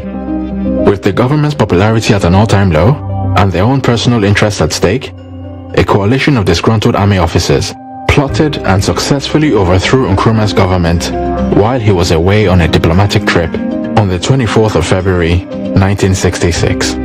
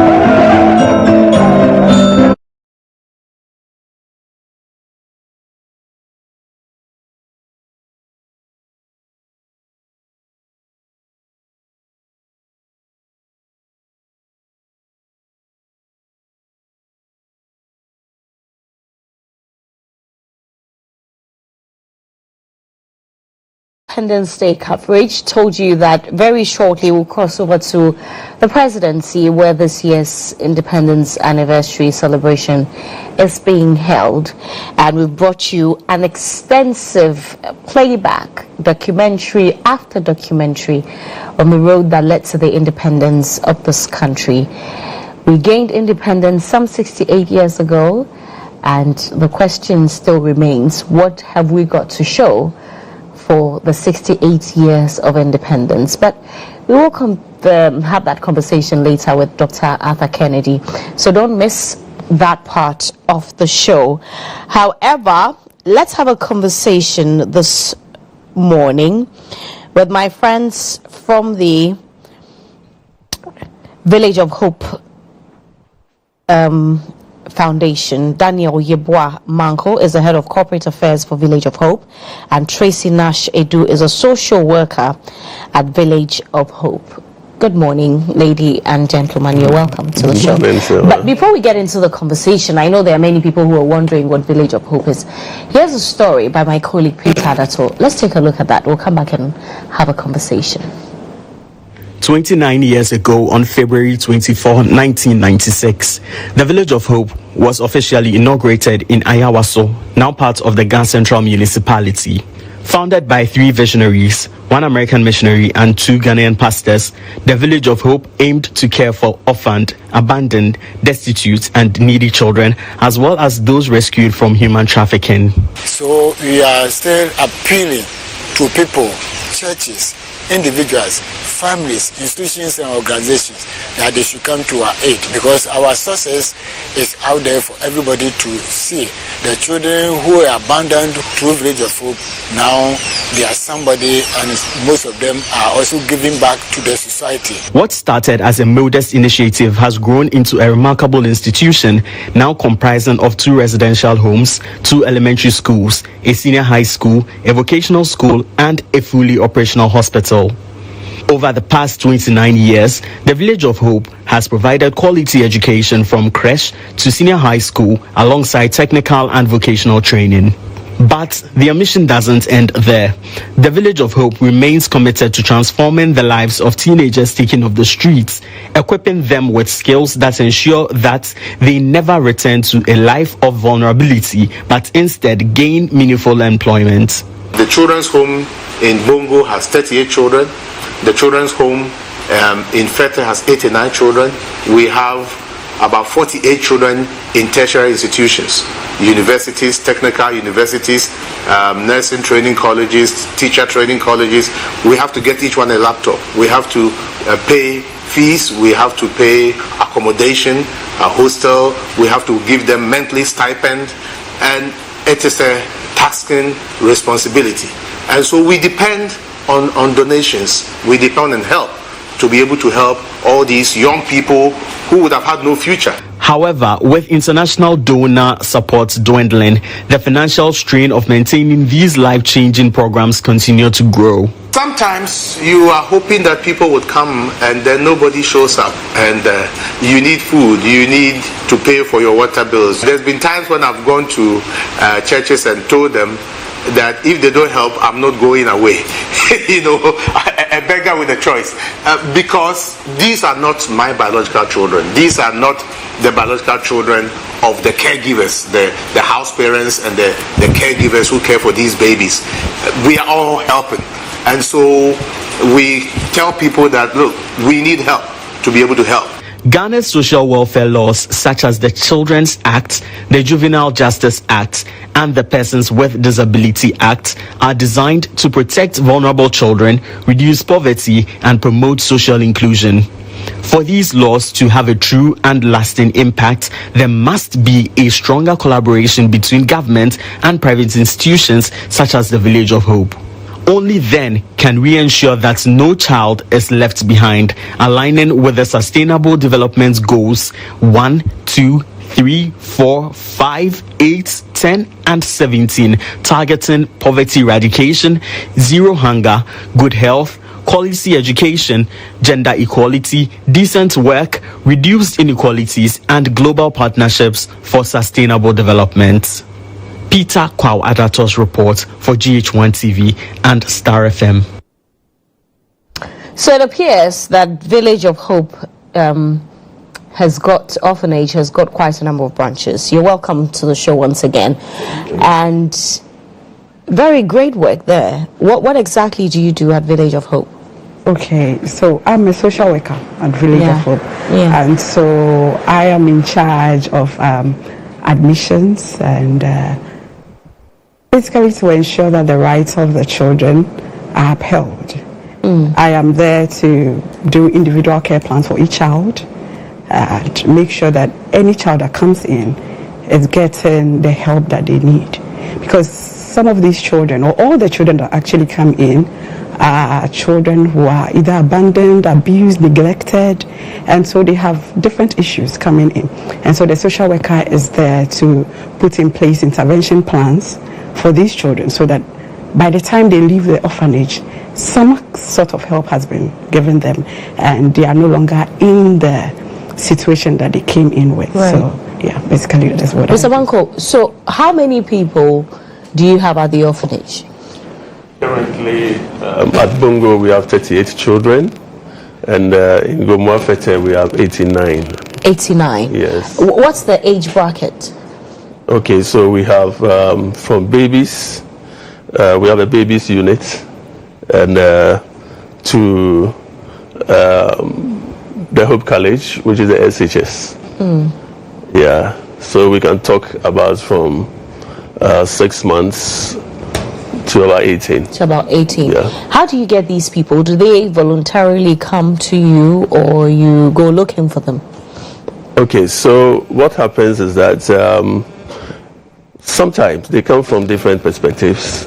Some of them, you have these hunters will go to the forest to hunt, and then they chance upon a child, a baby, and then that baby is sent to the police station, to the social welfare, and then they look for a home to cater for such a child, and then that child comes in, and that's where Tracy takes over to make sure that the child settles in and look for the proper intervention for that child. Okay, you said that one of the ways is they're taking to whichever way they are found. Practically, people will come in to donate, and like you heard from the group managing director, sometimes we go to places and it's like, if you don't give it to us, we are not going. And in fact, Serwaa, you've been one of the people. I watch you a lot on TV, and it's a privilege meeting you today. And I would love you to come on board to help these children. Certainly, in any way that I can. So, if there's anyone who is watching and they want to support these children and Village of Hope, how do they get in touch? We have a corporate number that, if you don't mind, I can put across. 0244 313 404. Or you visit our residential home at Gomwa, and we have car bank accounts and Eco Bank accounts, which I will give it to you later so we can put it on. Okay, please put out the number again. We want to put it out for anybody who is watching. Right. Our number, direct number, is 0244 313 404. 0244 313 404. Okay. That's right. Let me come to you now. So, I mean, what are the kind of things that you need? I know that you need money, but beyond money, what are some of the things that you need? You never know. There's someone who's watching. We care for babies and children, and so for babies we would need food items, diapers, what have you, clothing actually for the babies, and for the children, they are in school. We have educational materials, toiletries, that is beside the money, of course. And so these are things that we normally need in the school, in the orphanage. Actually. If there's anyone who is watching, as a social worker, how long have you worked there? I'm in my second year, completing my second year. What would you like to say to anyone at all? It could be persons who are having the thinking of abandoning their children, and even those who want to support, or people who don't even know that Village of Hope exists. What do you say to them? All these category of people. Okay. Children are a blessing from God, and once you bring a child into this world, it is your responsibility as a mother, as a father, to care for these children or this child. And where the strength is not there, you don't just abandon the child. You just don't leave the child by the roadside, dump the child in a gutter somewhere. There are appropriate channels. Should you ever think that, I want to abandon my child, maybe you should think of going through social welfare, where they'll give you the necessary help so that you don't just dump a child there, because you never know who will chance upon the child, who will pick up the child. Now, if there is anybody who wants to help, I always say that these children are in our care. They are not just children, they are destinies that we are all trying to help and to nurture. And so if you want to help, I would encourage you that you will not just be helping just any child. You are helping a destiny, that future president, that future doctor, and what have you. And so you will know that you are not just putting our resources out there and wasting them, but you are contributing to children becoming useful members of society. Okay, so boss, this number that we have put out, 0244 313 404, is it just for calling, or people can actually send mobile money donations to the number? In fact, one can send mobile money to the number and as well call. Okay. There's somebody to attend to you 24/7. Okay, what's the account name on the number? Village of Hope. Village of Hope. Yes. Okay. I would also give you the chance to say your final words before we wrap up the conversation. Okay. And so, Village of Hope has grown to the extent that we would love the public to come on board. We started, and then we had a clinic which is transformed into a hospital now. On my way here, I just spoke to the administrator, and he said he would love me to tell the public if one can donate an ambulance for us. That will be very helpful, because sometimes you get the children falling sick, and sometimes and it's open to the public in Nkrumah as well. And sometimes when they come in and it's beyond what we can do, we want to really move them, and we don't have the means to do that. So if the public can help us with an ambulance, we will be very grateful as well. Right, and this is a very passionate appeal. Thank you very much for the challenge, Mr. Manko. I will do my best to support, but if you're touched to want to help Village of Hope, please donate to the number on your screens. The account, or the name on the account, I beg your pardon, is Village of Hope. Let's support these children. I will try and come there, certainly, with my family, you know, my friends, the brands that I work with. I'll find some help, you know, that I can for Village of Hope. But if you're watching us at home, you're touched, Village of Hope. But if you're watching us at home, you're touched, you know someone who is touched as well, please, no amount is too small, right? You never know. You really will never know. And they're not just accepting money, by the way. They're accepting clothing, groceries, yes, anything at all that you can donate, because things that you can use, they can use as well at home. So please, do your best. You can, if you have anything you want to donate, but you think that you cannot get it to them in Nkrumah, you can bring it here at GHOne TV. Look for me. I will take them, keep all of it, and find a way to get it to them. God bless you, even as you donate. And thank you so much for coming. And a very good morning to all your other colleagues at Village of Hope. I'm sure that they are watching. God bless you for doing an amazing job. I don't think I've been there before, have I? No, I have not, right? But I've been to an orphanage in Cape Coast. I don't know if it's not Gomwa. No. It's not Nkrumah. We are just along the way to White Sands. To White Sands. Yes. Okay. I work with a brand, Sankofa Spices. They are around. They're in Nkrumah. Yeah, so I was in Nkrumah a couple of weeks ago. Right. So I'll certainly come and look for you. But the children will be very happy to They'll see be very you. happy. I will come. I will come. Most of them want to be like you.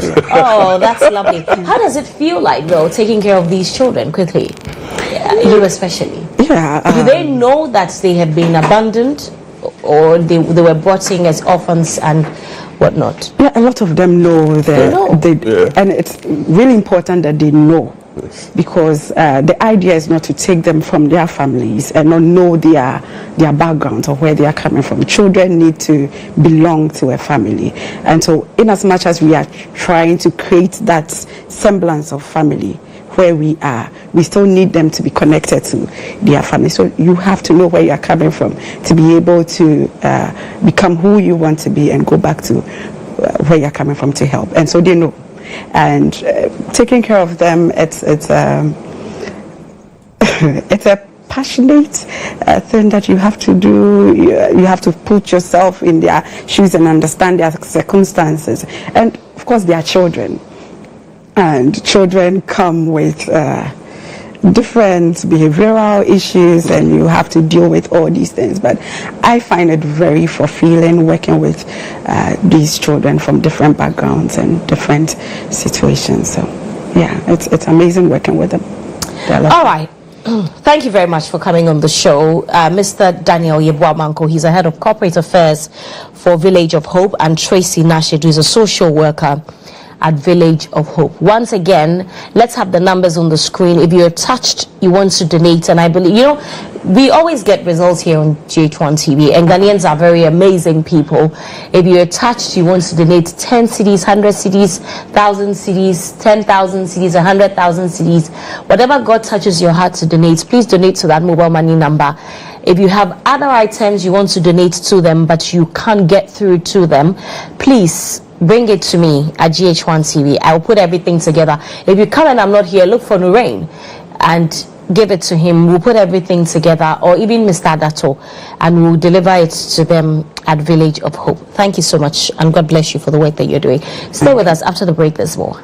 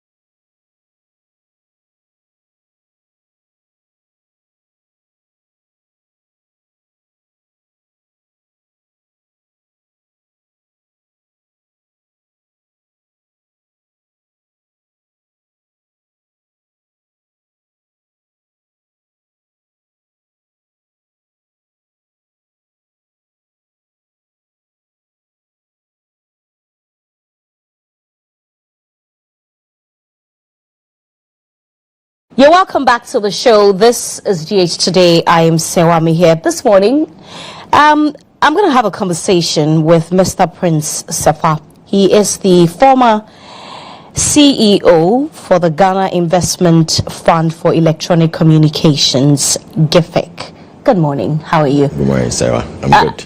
Yeah? Yeah. How's life in opposition? Life is good. Life is okay. Yeah, sure. You know that there's government and there's opposition, so you have to always be prepared, right? Before this position, what were you doing? I was mostly working in Canada.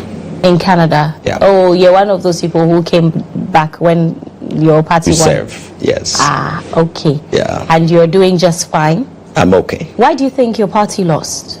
The party lost, I think primarily because of what happened in 2022, 2023. What happened? What happened was, I think we all know that there was an economic downturn. In 2022, 2023? Yeah, yeah. In my estimation, right around that time was the exchange rate issues that happened. There was some downgrades that we saw from the rating agencies.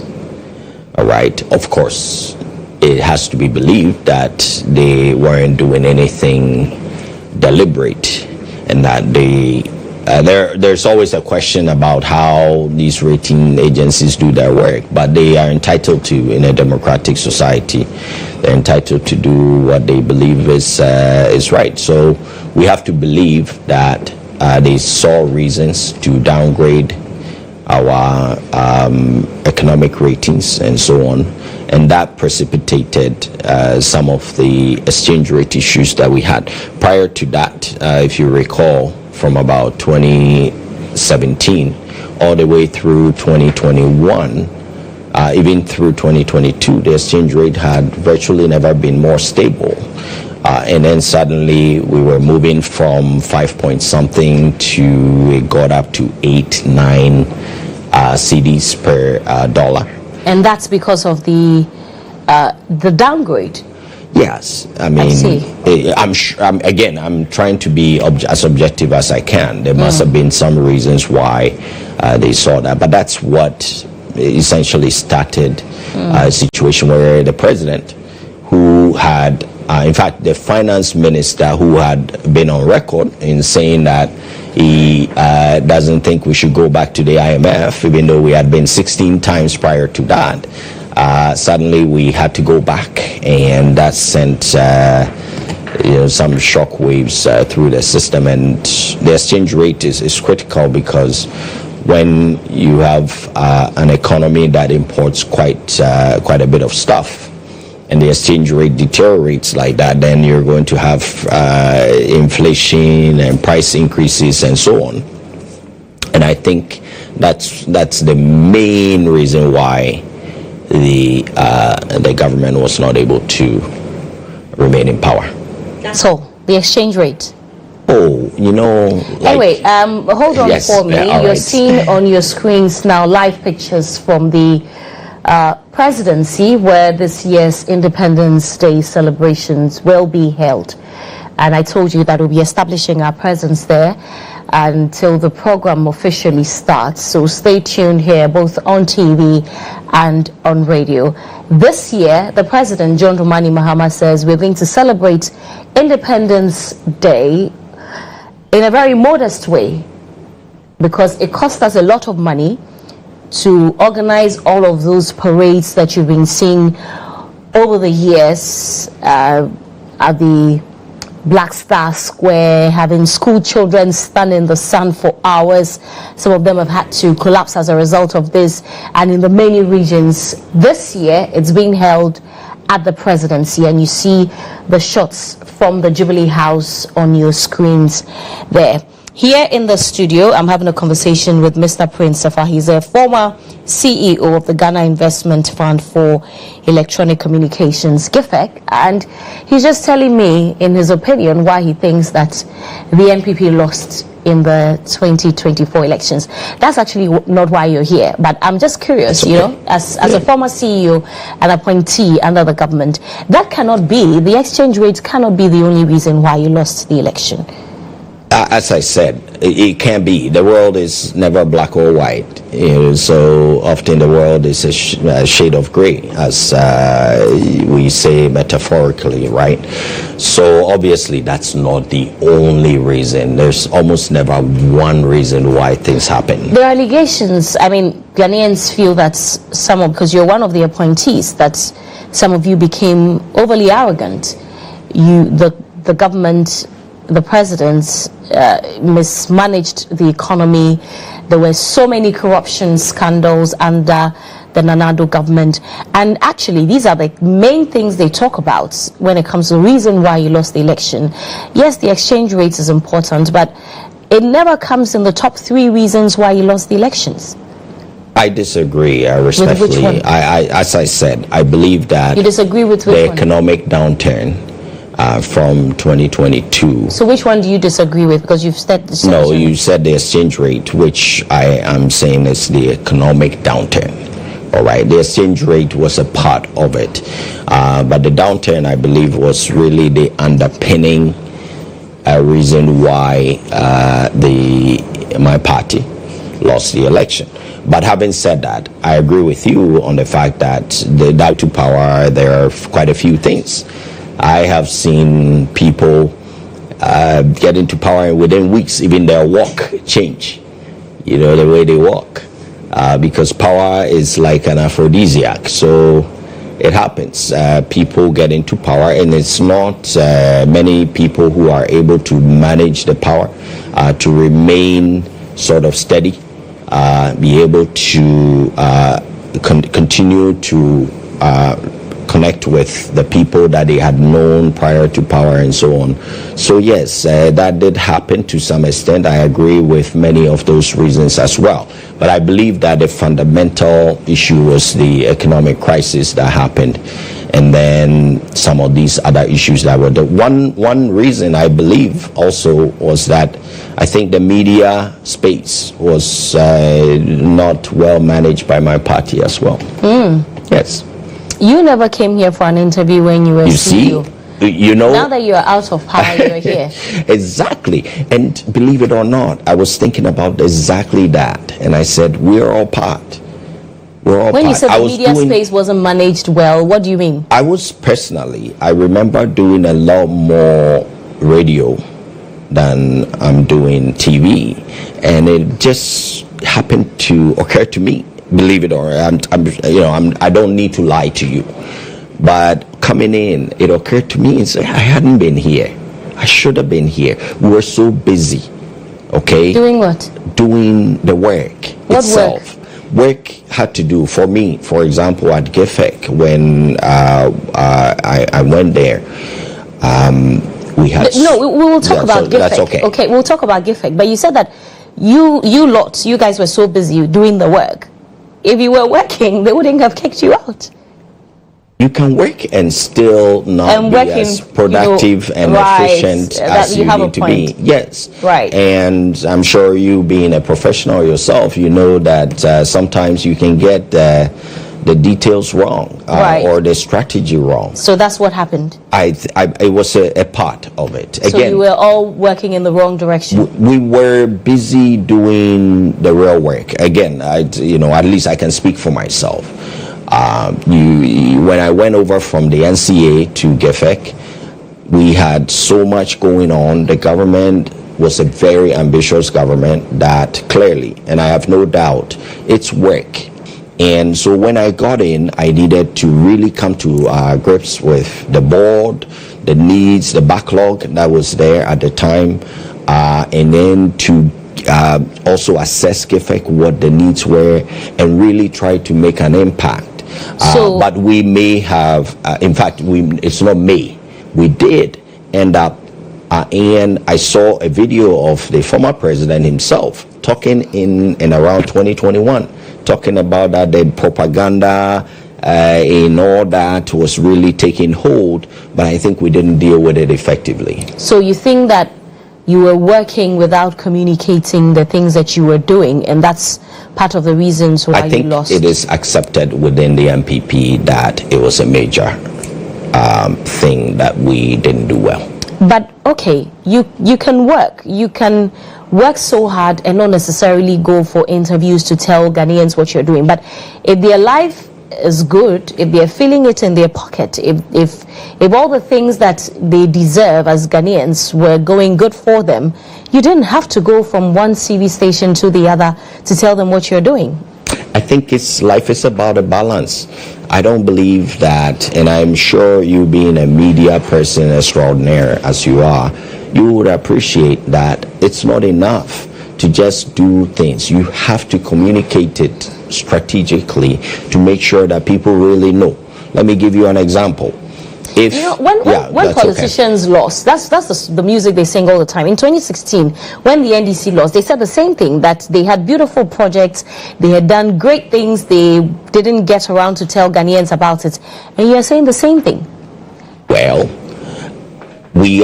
I'm saying... But I sit in this chair, I report on many things every day to Ghanaians, and no one has ever had a problem with you not communicating things that you didn't do. They have problems with their bread and butter issues. They have problems with their health, they have problems with education, they have problems with the economy. I love self-criticism, right? Self-responsibility more than anything. I always try to tack on to that. And I'm sure the fact that you and I hadn't sat down throughout my tenure is, frankly, an indictment on myself, because it should not have happened. You are a key media person. I should have at least come in and tell you what was going on at GIFEC. So I take that responsibility. It doesn't mean that I caused the MPP's defeat, but it means that there was a shortfall. You know, the things you can change the most are the things you control, right? Does it mean that it would have solved all the problems if we did some of these communication better? No, it may not have, but it was certainly something we should have done better with, and I believe we're taking a cue from that. You sometimes you get busy, you're in the moment, so much is happening, and at times you are not able to take stock. It shouldn't happen. You should constantly be monitoring, controlling, evaluating, and learning. All right, but in the moment things can happen. You learn from it so that in the future you're going to be better off. All right. Anyway, let's move on and talk about GIFEC. Sure. So for those who are hearing about GIFEC for the first time, what exactly do you do there? So GIFEC is the agency that was set up in 2004 by under President Kufuor. The act that governed GIFEC actually came in and around 2008. That's the Electronic Communications Act of 2008, which is Act 775. The act basically around section 23 onwards to around 51 or so talks about universal access and universal a universal fund that needed to be set up to bridge the digital divide, especially between the rural and urban areas, and then also in terms of the population, people who within the subpopulation are left behind by the very important digitalization that we have. So that's what GIFEC is set up, to bridge that digital divide. Essentially, and it was set up in 2004, as I said, and initially it was called GIFTEL because it was focused on telecommunication. If you remember, we had just come in from the plain old landlines that we had, and we were moving to the cell phone technology at the time, and privatization of Ghana Telecom under President Kufuor. So there needed to be a way to make sure that as we moved from the landline to the cell phone and so on, the mobile telephony, that people in rural areas and all that were not left behind. Because profitably, usually the focus is on the urban areas. That's where most people are, where the incomes are concentrated, and so on. So GIFTEL, right, which is Ghana Investment Fund for Telecommunication, was set up to make sure that the rural areas were also not left behind. By 2008, it changed to GIFEC, which is it had a communications focus, not just telephony. So now ICTs in terms of computers, in terms of even digital skills, was added to our mandate to make sure that we look at the full spectrum of digitalization and make sure that people are not left behind. And so we're very much focused. It's a fund that is set up with certain organizations that pay into that fund, and we manage that fund to make sure that the digital divide is not wide, and that we continue to close that. Okay, now share with us some of the success stories as CEO then. How many years were you in office for? I was three, and I was 4.5 at the NCA. At the NCA. Where I was the deputy. What are some of the things that you were able to do? We were able to expand the rural telephony program. When the Nado's government came into power, we had been able to have, over the years, about the 8 years prior, we had been able to expand rural telephony to about 78 sites at the time. And between 2017 to 2020, under my predecessor, Mr. Kofi Asante, we were able to collaborate with the industry and expand from 78 by another 430 sites within the first term of the Nana Ado's government. So you can see 78 versus 430. At the number of communities that didn't have any access at all in terms of telephony was about 13,000 across Ghana. Okay, so as of 2021, it was 13,000. 13,000. And you reduced that number by We have reduced it significantly. Right now, I would say by the end of the term of the Nana Ado's government, that had been just about halved. Yes. As a CEO in Ghana, you're dealing with a situation where within the government sector, there's always the challenge of motivating people. Right? Many people are in their space. They are relatively better protected. You here, you know that you need to perform and you need to be on top of your game to be able to strive and to flourish, right? In the public sector, sometimes there's a bit of a gap between that because people have certain rights and so on. So how do you motivate people within that space is a particular challenge so that you are able to inspire them to do more. So it's a bit of pulling people along, showing them. For some of us, we have experiences internationally, and then we have experiences. I've lived about half my life in Ghana and half abroad, and so I have quite a bit of both. How do you make sure that you impart that?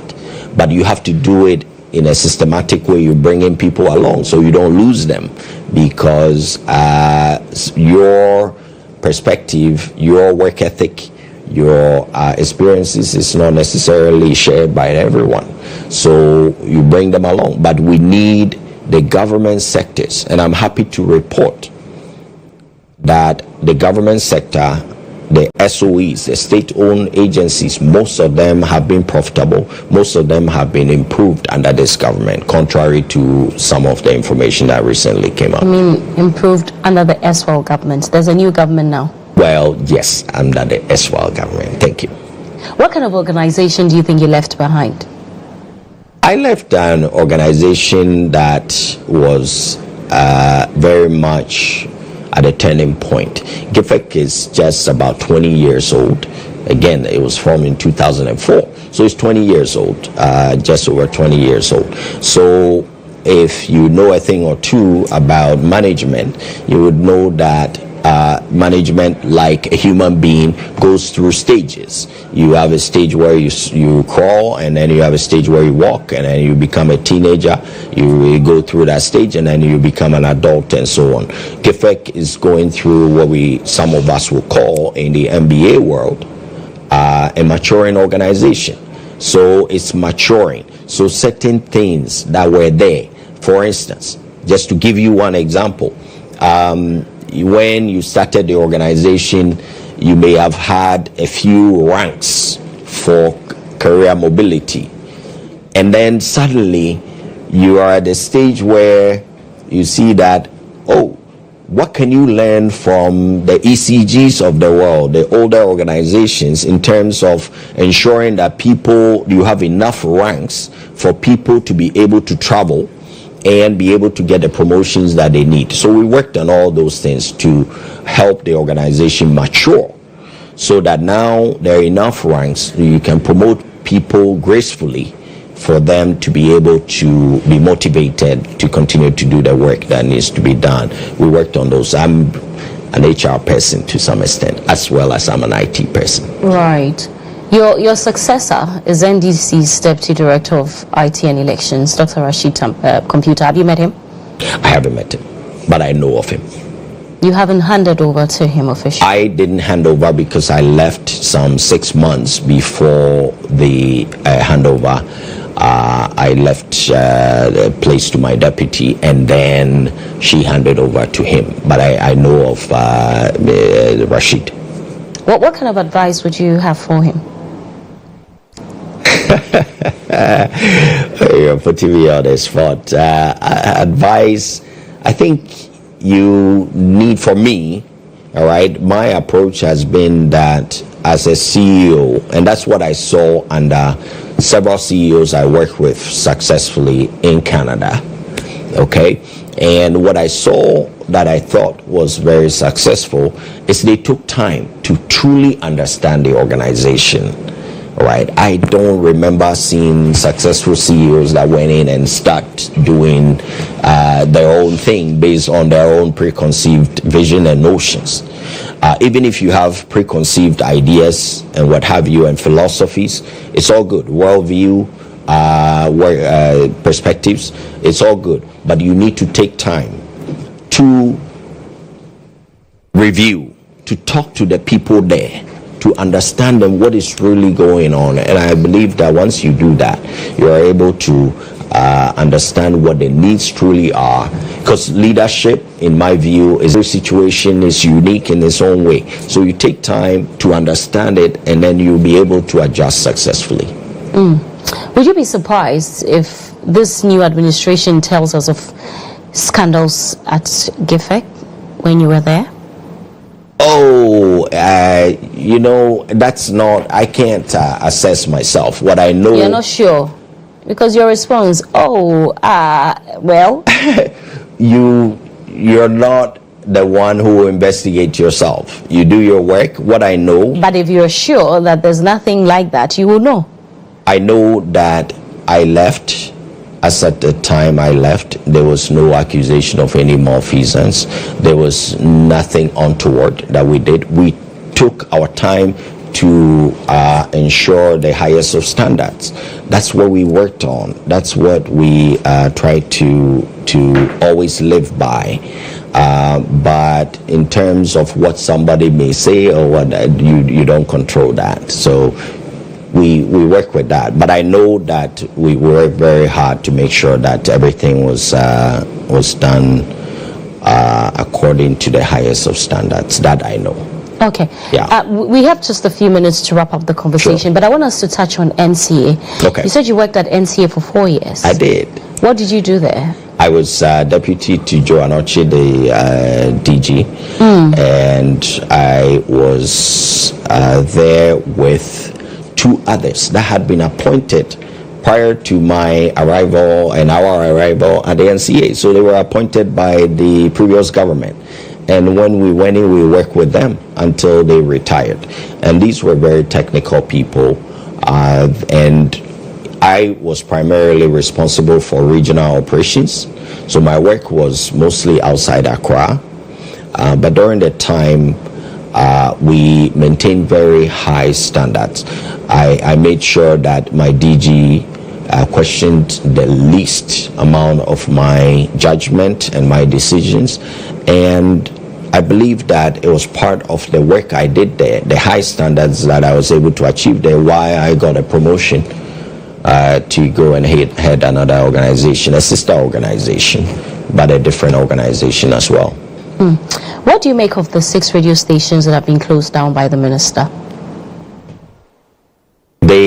When the minister was in opposition, I know him well, and the president, the current president, His Excellency John Dramani Mahama, I believe that at the time they politicized some radio stations that were not compliant and who were shut down. And so it's now become a hypocritical thing that everybody's looking at, and I share that as well, because when they were there in opposition, they were All right, they politicize, in my view, not based on the facts, because I was there and I saw that the stations that were shut down at the time were not compliant. I remember very well. And so the right needed to be done. Perhaps some of these stations were not compliant because their government was in power and they were known to be sympathetic to the NDC. And so when the law was enforced, the president came out, the minister now came out, and they were all saying that these were political. So I asked them, how come this time around they are going after some stations and it's not political? It's a question for them to answer, not for me, because they are the ones who criticize. So the NDC is being found to be hypocritical on many fronts. From Galamsey, you can see it, from the fact that the as terminations, things that they did, and then now they are trying to criticize somebody for doing. It's just hilarious. You see, so we all need to stop the hypocrisy, all right, and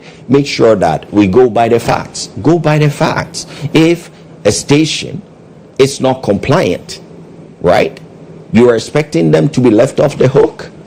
In what way? They are to be left off the hook because if you do the right thing, then they will be seen as political. We shouldn't get to that. There's just too much politicization, and I think the NDC has been found to have politicized so many things.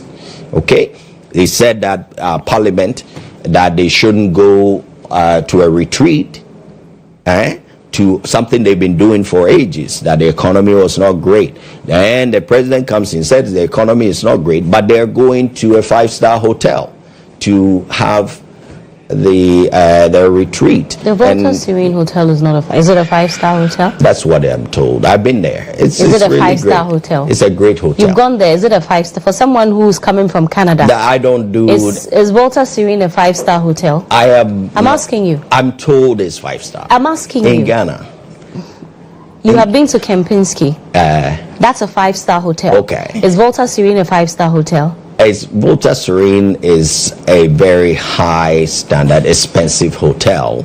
But I'm just saying that... As expensive as Kempinski? Yeah, but the last time they were going on a retreat, I don't think they were going to Kempinski. But you said it's a 5-star, and I'm telling you it's not a 5-star I take hotel. the 5-star back to make the point easier. Okay. But the fact is that the current finance minister, who was then the minority leader, said that they should have the retreat in-house in Parliament.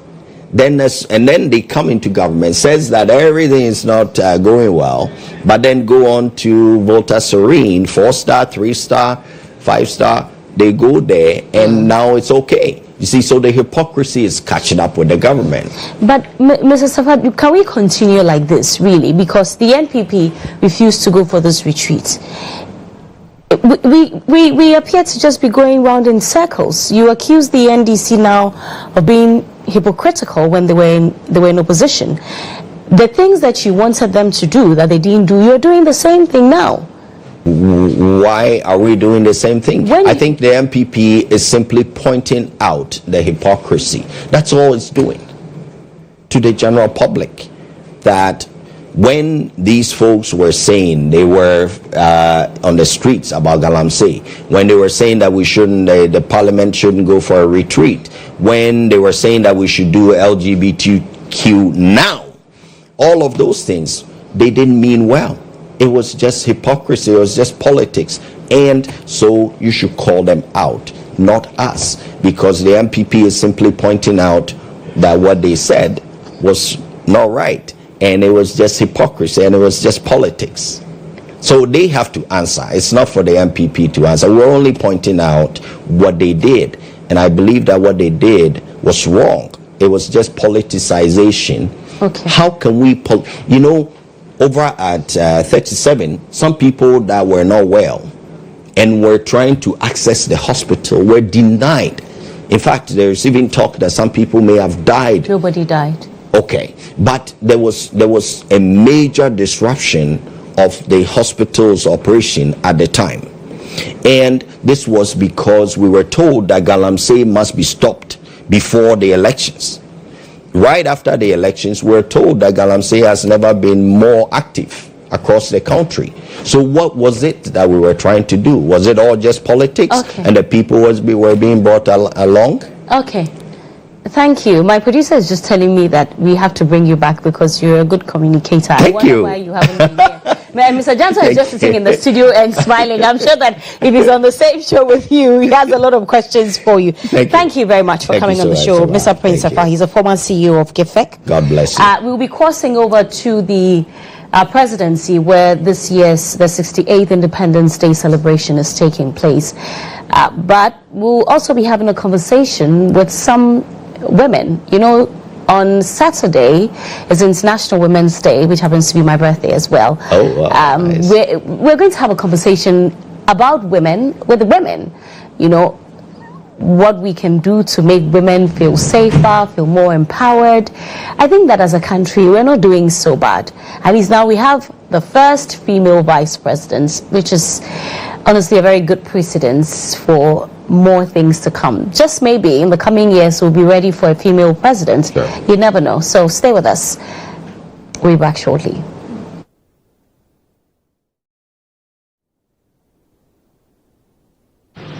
We pray in the name of Allah, the most gracious, the most merciful. Almighty Allah, we thank you for the gift of life. Nation Ghana, nation our 68th independence and veterans.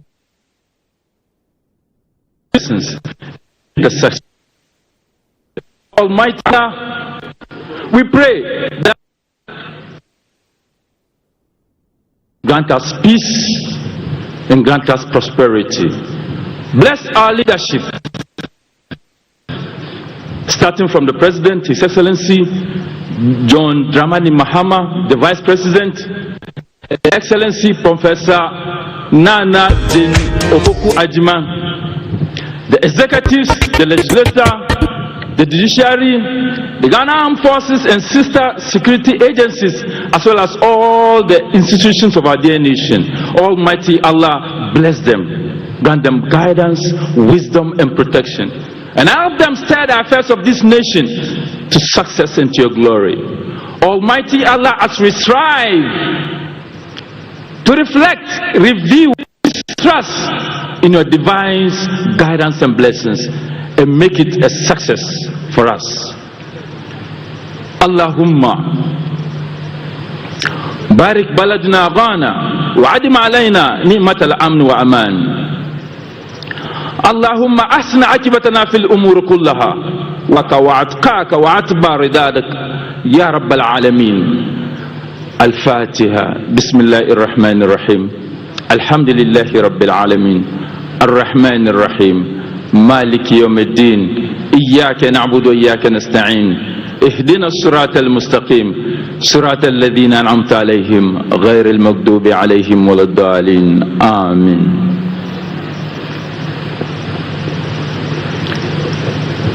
Shall we continue in prayer? You have made from one blood all nations of men to dwell on all the surface of the earth. You have set the times and the boundaries of your dwelling, that we might look for you and find you, although you are not far from any of us. For in you we live and move and have our being. And so, Sovereign Lord, we give you thanks and praise for your sustaining mercies and grace that has led us as a nation, even as we celebrate our 68th independent anniversary as a nation. We ascribe glory to your name and praise you for your bounteous grace towards us. As we do this under the theme reflect, review and reset, we praying and thanking you for your blessings upon our nation in the past, for your grace that abound towards us in the present, and for your glorious vision for a nation that is prosperous, a nation that is progressive, a nation that is at peace with itself and its neighbors, a nation that has posterity in view in all its considerations and all its dealings.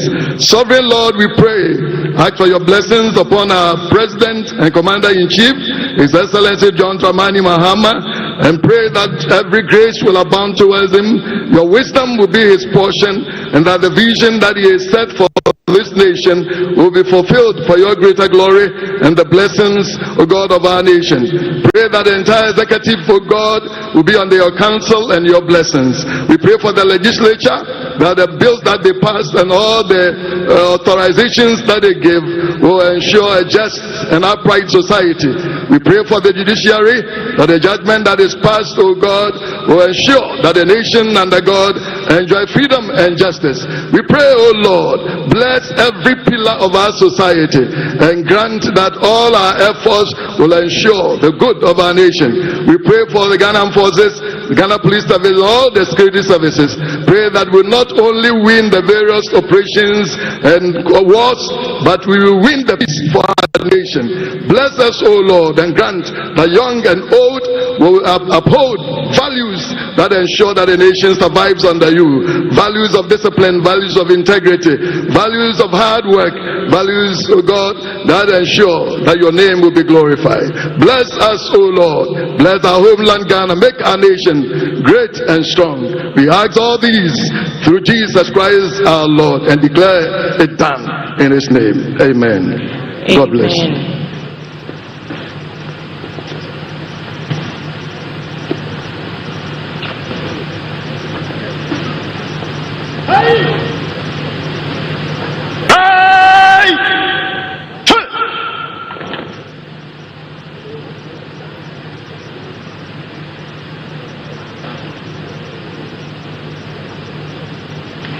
Your Excellencies, distinguished guests, ladies and gentlemen, the parade commander will now invite the President of the Republic of Ghana and Commander-in-Chief of the Ghana Armed Forces, His Excellency John Dramani Mahama, to inspect the parade.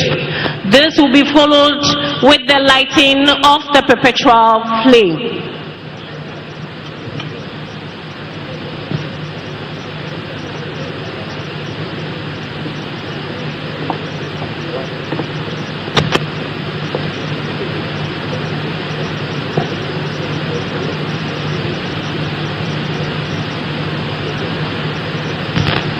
Good morning, Your Excellency. The 68th Independence Anniversary Parade formed up. 11 officers, 92 men and women drawn from the Ghana Armed Forces, the Ghana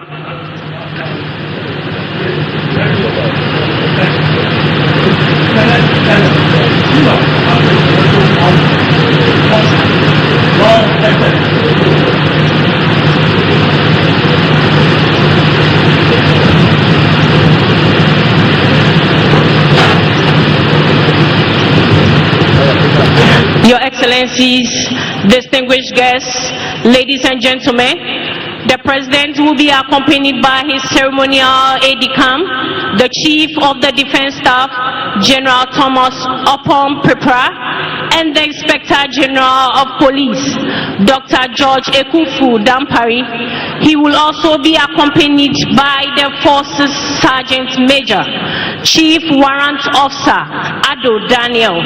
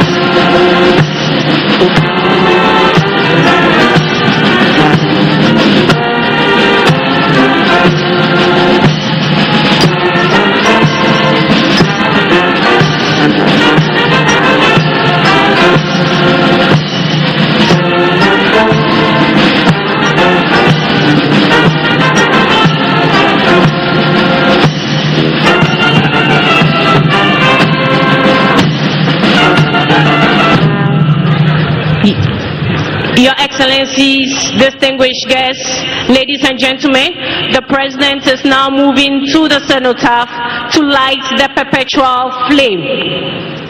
I wish to remind you once again that lighting of the flame is a symbol of the spirit of independence.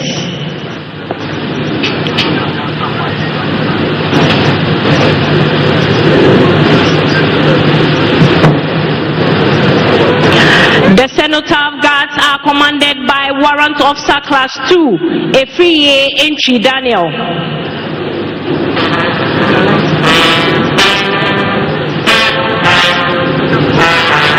The Ghana Army Guards are Staff Sergeant Ofori Kani Patrick and Sergeant Akaide Samuel. The Ghana Navy Guard is Petty Officer Class 2 Webolo Gabriel. And the Ghana Air Force Guard is Sergeant Trupi Samson Kwame.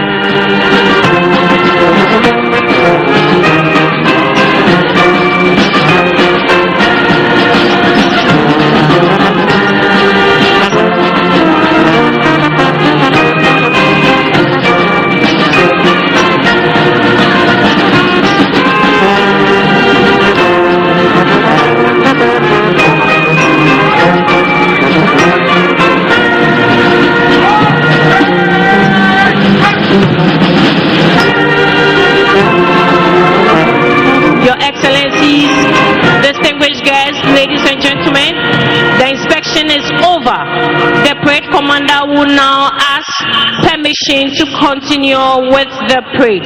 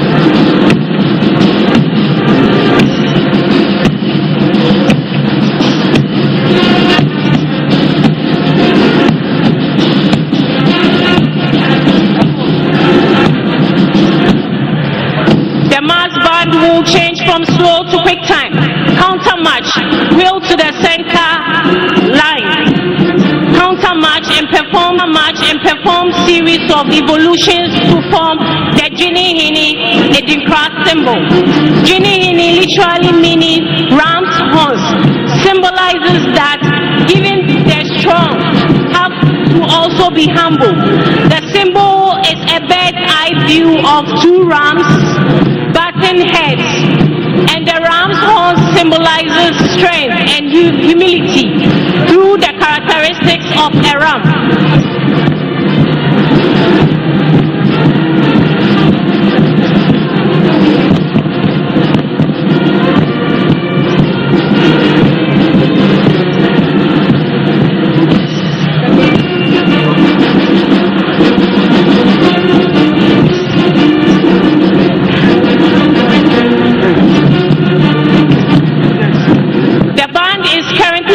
Formation called Nkrumah symbol.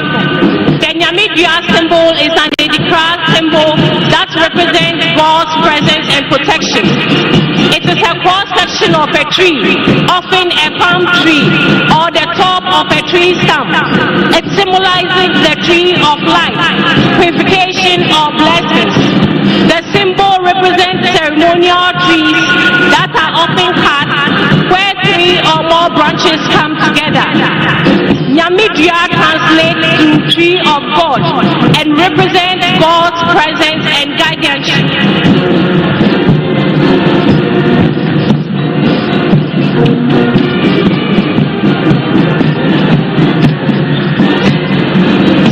Your Excellencies, distinguished guests, ladies and gentlemen, what you are witnessing is a two-file formation forming a base camp.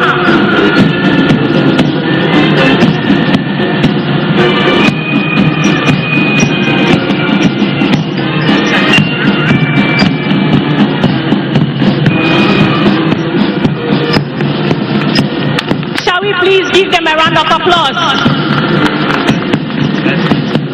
Distinguished guests, ladies and gentlemen, they are dissolving the base hump with crisscrossing each other to form the number 68, which represents the 68th independence anniversary of Ghana.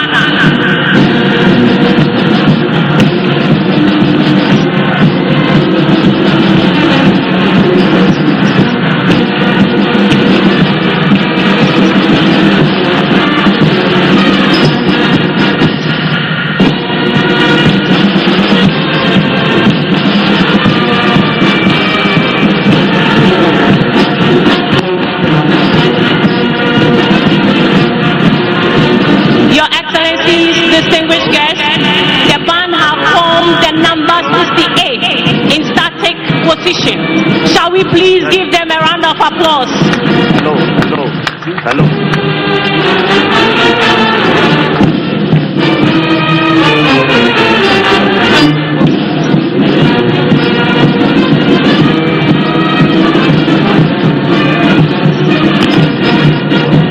Distinguished guests, shall we please give them a round of applause?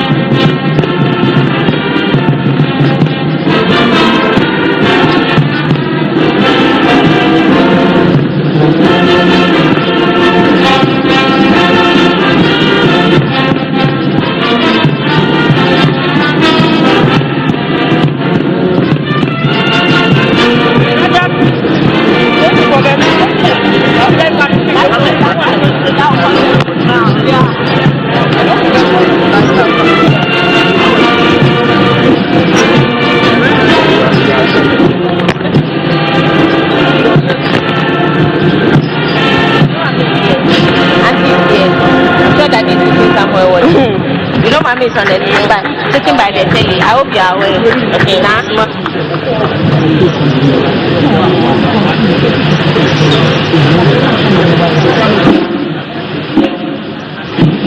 Distinguished guests, the band just performed the tune, Junior Mayuhu. That was a splendid performance by the band. Shall we please give them a round of applause?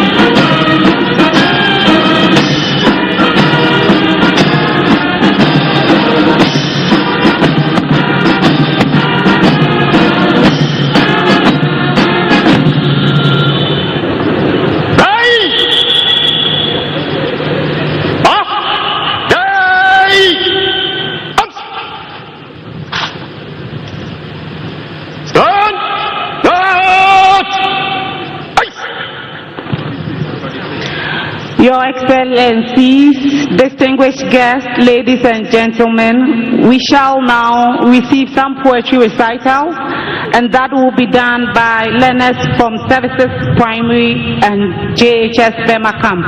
The recitals are Na Ayoko Nyomoha, Mame Abba Jechua Amufa Apia, and Fade Out Baba Alele Jebuni. The title of the and national development written by Alote.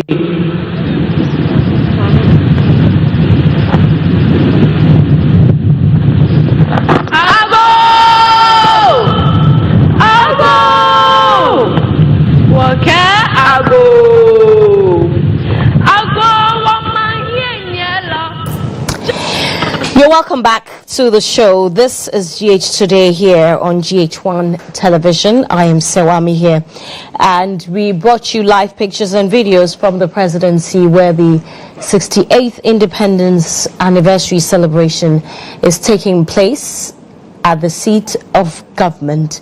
And you saw the president inspect the parade earlier, and the march by the military men, and now there's a poem by some students.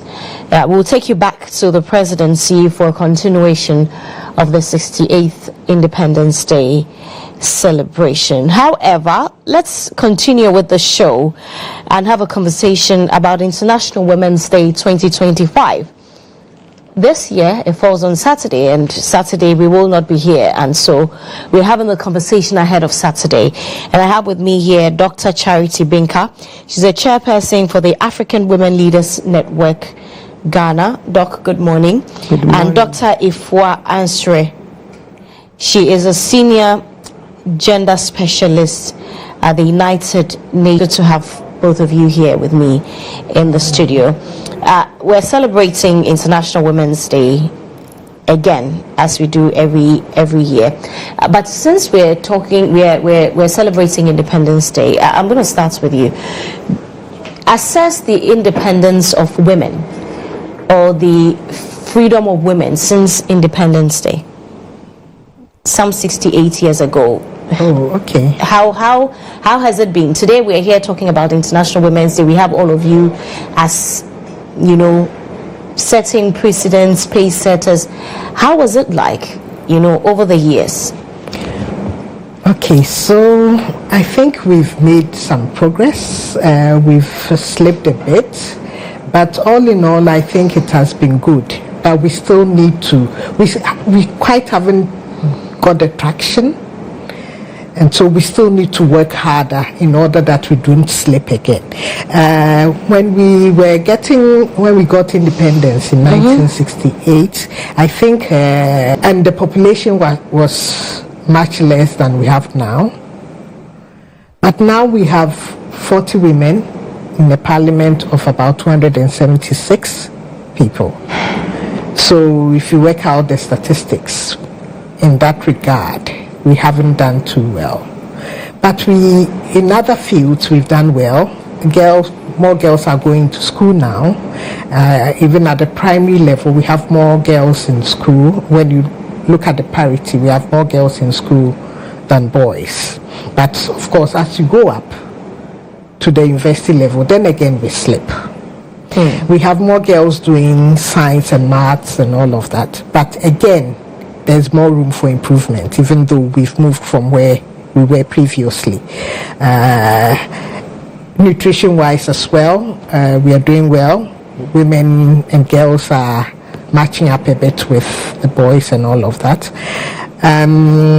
When you look at business, we have more women in informal sector, but at least we have more women going out of the house to go and work, even though we still have a big problem in our boardrooms where we don't have as many women as board chairs or even as board members.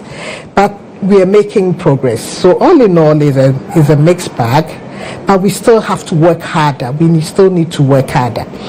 Before COVID, we thought we were getting there, but COVID also brought its own challenges, and now we know we have slipped a bit. And in various fields, for example, they will say we need about 130 years to catch up, or 150 years to catch up. But I think we can do it, and events like International Women's Day motivate us to do even more than we have done in the past. Okay, Dr. Binka, do you, in commemoration of the International Women's Day and also even today Independence Day, do you think that the role that women played in Ghana attaining independence has been highlighted enough? Because every time we talk about the road to independence, the highlight or the focus is on the men, the big six, and you don't find any woman in there. But certainly there were women who helped. Has it been highlighted enough? Not at all. Not at all. The other time I had the privilege of attending a program organized by a group I don't want to mention, and they were talking about the governance issues, those who have made a significant impact in this country, and surprisingly the keynote address never mentioned any woman. In fact, they showcased so many people. And after the program we were saying that, so where are the women? Because women played such significant roles during independence. In fact, our Surgical Dr. Kwame Nkrumah recognized the role of women. And that is why when he realized that there was the women were not in parliament, that a representation of People's Acts of 1960 was passed, so that brought in 10 women into parliament. And these women were around. In fact, it's because of the role that he realized that, in fact, Ghana should have been in the lead as far as this whole thing about gender equality, empowerment of women, because as far back as 1960, our leader knew and recognized the role of women. And so I'm just wondering why today we are where we are. So many other countries have bypassed us, even Sierra Leone.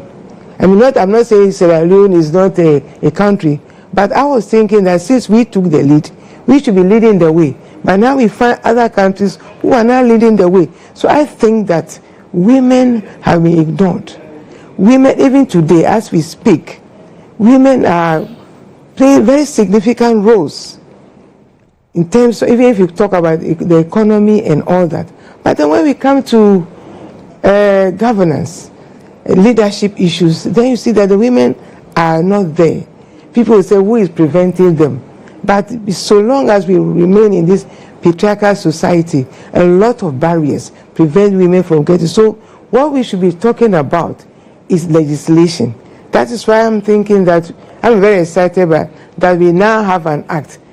Though many people, including myself, think that the language is not strong enough to make it compelling, there's incentives and other, we can't use the document.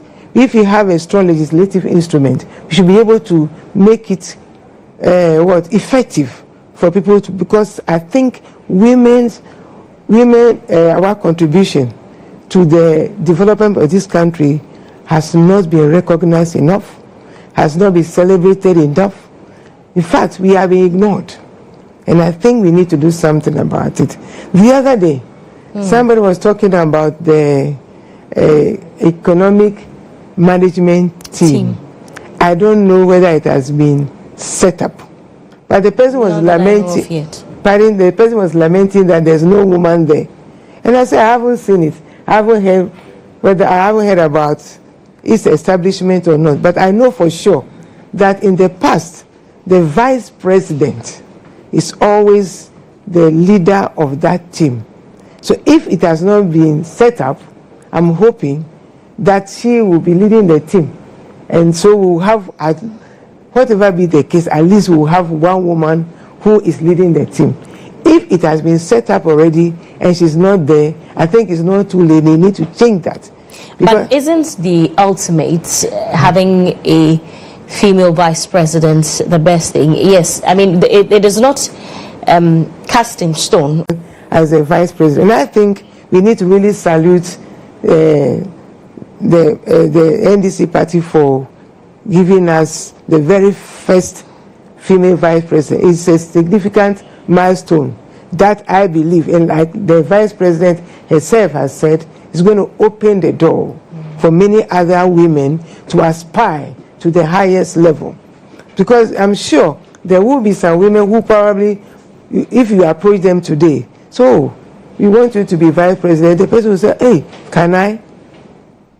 I'm not able to. You'll be worried. You'll be saying, hey, what would the people, will I be able to succeed? People will even be asking you the same question. Why a woman? But she was there. Right. And you can see how she brought a different style into the campaign. I was amazed. I was challenged, even at my age.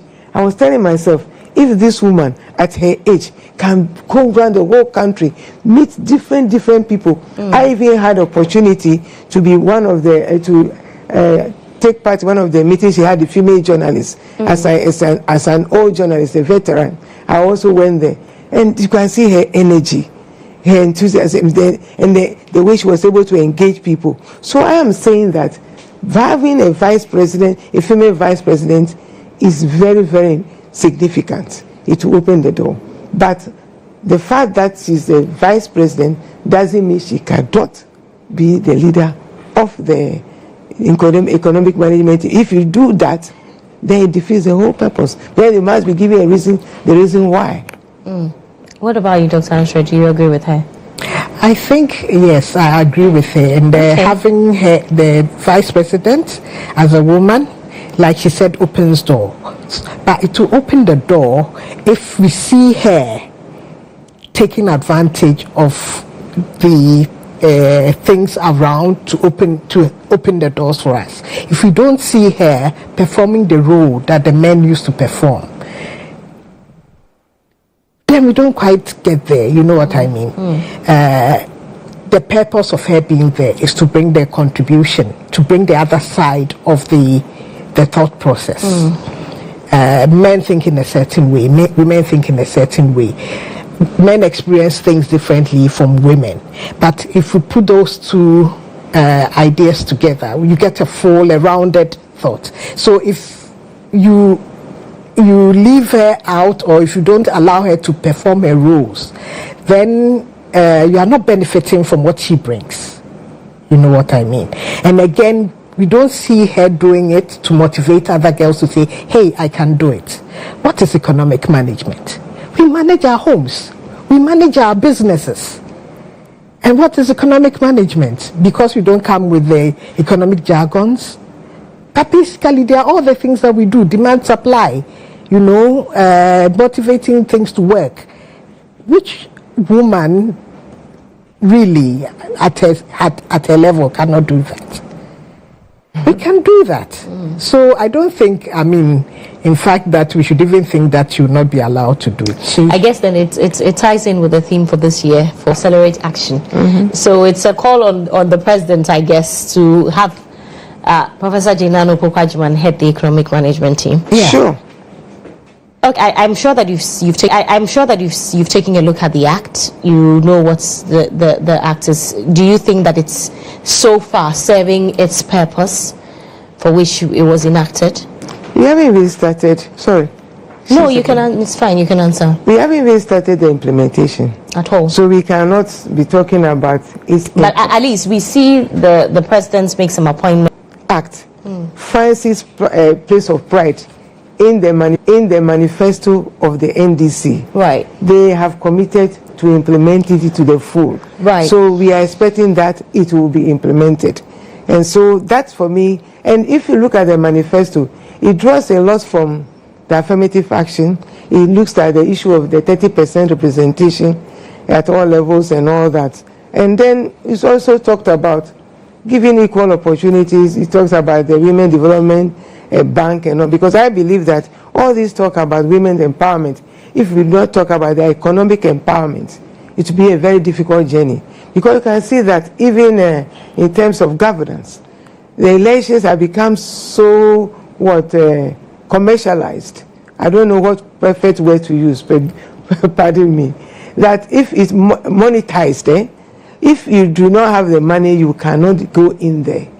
And so if women also can't get access to credit and all those things that they need to be able to establish themselves, then we will get in there. So for me, I am just waiting for us to hit the ground running with the act. But I can see that at least people are already picking from it, and even the whole thing about even making the vice president a female, for me is the whole thing about even making the vice president a female. For me, it's one of the things the affirmative action is pushing for. We want to see a lot more of that in the appointments of CEOs. As for the issues around the cabinet, people have talked so much about it. It's only 2 women among 19 women, 19 men, a cabinet, 19 men, in a cabinet of 19, only 2 are women and all that. But I think that the doors are not closed. We have seen some of the appointments, and we want to see more. We want to see more female high commissioners, and then ambassadors, CEOs, board members, everywhere that people must be to make decisions. We want to see a lot more, and we want to see government decision or political will in the appointment of the DCEs. I know people have been talking about the vetting and all that, but I think so far about it. Right, but if the women, because he said that not many women had put themselves up for consideration in the MMDC's list that he has seen, and the few that did, they have been disqualified. I mean, if what he calls flimsy grounds. If they've been disqualified, what really can the president do? The thing is that I had a privilege of meeting some of these women. Okay. Very articulate, very smart, well qualified. So what could some of them say that they were not even given they were disqualified even before they appeared before the panel. They didn't have the chance to get to the panel to even present themselves and to tell them what they want to, what they can do. So if you were not given the chance even to appear before the panel, how did they disqualify you? Do you think they did that because they're women? I don't know. In fact, I saw several of them that day. I just met them. I don't want to tell you where I met them. Okay. And they are now, if you go to the panel, maybe they'll be just, if they are a panel of 10, maybe you see only 2 women. And their voices will be drowned in the first place. So if we had to go through such competitive ways of pathways of getting elected, and these are the men who have to decide who even appear before them, before the panel and everything, then it's going to be difficult. That is why we are talking about this whole thing about quota system, the affirmative action, to make sure that women are, because there are too many obstacles in the way of women getting there. That is the problem. I one time I said I was going to be vice president of GHOne and GHOne. I was just there and say, they are looking for people to contest. Let me go. If you hear the insults that I got, first of all, if you say you are good enough for vice, why don't you go for president? What are you doing? And so do you have time to be vice? To the point that there was a candidate, a presidential candidate, so that I wanted to team up with him to join his team. I told him that I want to be part of your team. Do you know what he did to me? No. He told me that, we'll be coming to GBC at 10. So I was waiting. By the time, I was preparing to get to the meeting at 10. Before I realized, he had come and left. They got there around 8 or something like that. So that to exclude me from the team. Right. He didn't want to have a woman like associated. That if I win as president, there's like I'm trying to endorse a woman as vice. And that will weaken his chances of winning. So he didn't want me in the team. By the time I got to TV3, he had gone. Who was this? I can't tell you the. No, but I believe that part of the, the processes of getting there is to name and shame some of these things. But this is not the right person. Dr. Anshe, she's sitting here. There's nothing that makes you not capable of filling that role. Yeah. If someone has to take you through all of this, funny moments just because you're a woman, why can't you just call the person out? It's also part of our social things that we do. Right. And that is why we are fighting for the Affirmative Action Act to be implemented. Because apart from the quotas that they give. So what's stopping us from implementing it? We need to wait for the legislative instrument. Right. But already things are moving. Before we can? No, things are moving. They can do a few things. Do we need to wait for the LI before we can implement it? No, I don't think we don't. I think what we are saying, we need to put, there's a committee that must be set up. In the act? Yes. There's a committee. But the LI also sets out how the act will be implemented. Right. Yeah, the details of it. Okay. And that hasn't been, is not out yet? It's not out yet. Okay. But having said that, there are things that we already are beginning to do. Like she said, the committee can be implemented. There's also a big talk around practicing gender responsive planning and budgeting, and a few others. We already have the targets that we are even holding people up to. So I think to a large extent, if we're able to do some of this, particularly if we're able to do the gender responsive planning and budgeting, we should be able to move, because that will give us what we are looking for through this International Women's Day. The global theme, by the way, is for every woman and girl. For all women and girls. Rights, equality, empowerment. The accelerated action is accelerating action is the campaign team. Okay. Yeah. So in the case of what she was saying, for example, she had rights that obviously were not upheld. And so if we push to ensure that we promote people's rights, then as part of the International Women's Day, we make that aware. We make people aware that women's rights are human rights and all of that. Hopefully, in future, women will not have to endure what she had to endure. We are also saying that we should... Is it for flowing from what she had to endure? I mean, what's your position on those who say that women shouldn't get things just because they're women, but because it should be based on merit? So if we say that she doesn't have to endure what she had to endure, is it there going to be like a strict approach that, okay, because there's a man who is vying for president, he must necessarily have a woman, or because the man sees the woman to be competent enough to be by his side? What should we... I mean, I want to really hear your thoughts on it. Should women be handed things too because they are women? No. They should be competent, because ultimately we want the work done. Okay. And that is why we are pushing that we empower women, for example, the empower we are talking about. So we are challenging the power sources. So education, we educate women and all of that, so that they're capable to do what they are requested to do. In her case, she was very capable. She was a journalist. She was already a news editor and all of that. So she could have done that. But society, what we want from what she said, and that is what. Those are some of the things we need to work on. Our social perceptions about women, how we empower women, ensure that we end violence against women and girls. Right. Because that is a huge thing. Ensure that our patriarchal societies begin to recognize that women are also capable and able to do all of that. So there are a lot of things that we need to do, and we need to take advantage of events like International Women's Day to raise awareness on all of these things and to ensure that to promote girls and women's empowerment issues. I think nobody wants anybody, just any woman. There are so many capable women out there. Right. But if you look at the statistics, the last parliament, the 8th parliament, we had only 14.5% of women in parliament. I mean, and that was about 40. Now people are talking about 30, people are talking about 40, people are talking about, I don't know how many. We have about 40. So if we have 40, we are waiting for one more. Yeah, that will be 41. But you can see that it's 40 will be women. So there is something wrong.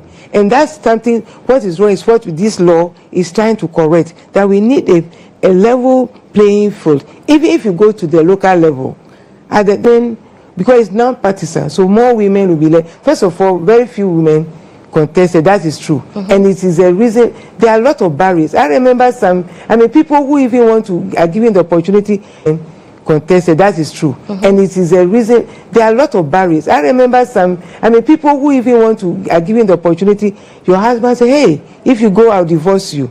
If you do this, so there are so many barriers. Right. Barriers, and we need to break, we need to reorient. That's why I'm very happy. So isn't that where the root is? Shouldn't we be tackling it from there? Because beyond, you talk about the fact that some people, family issues, societal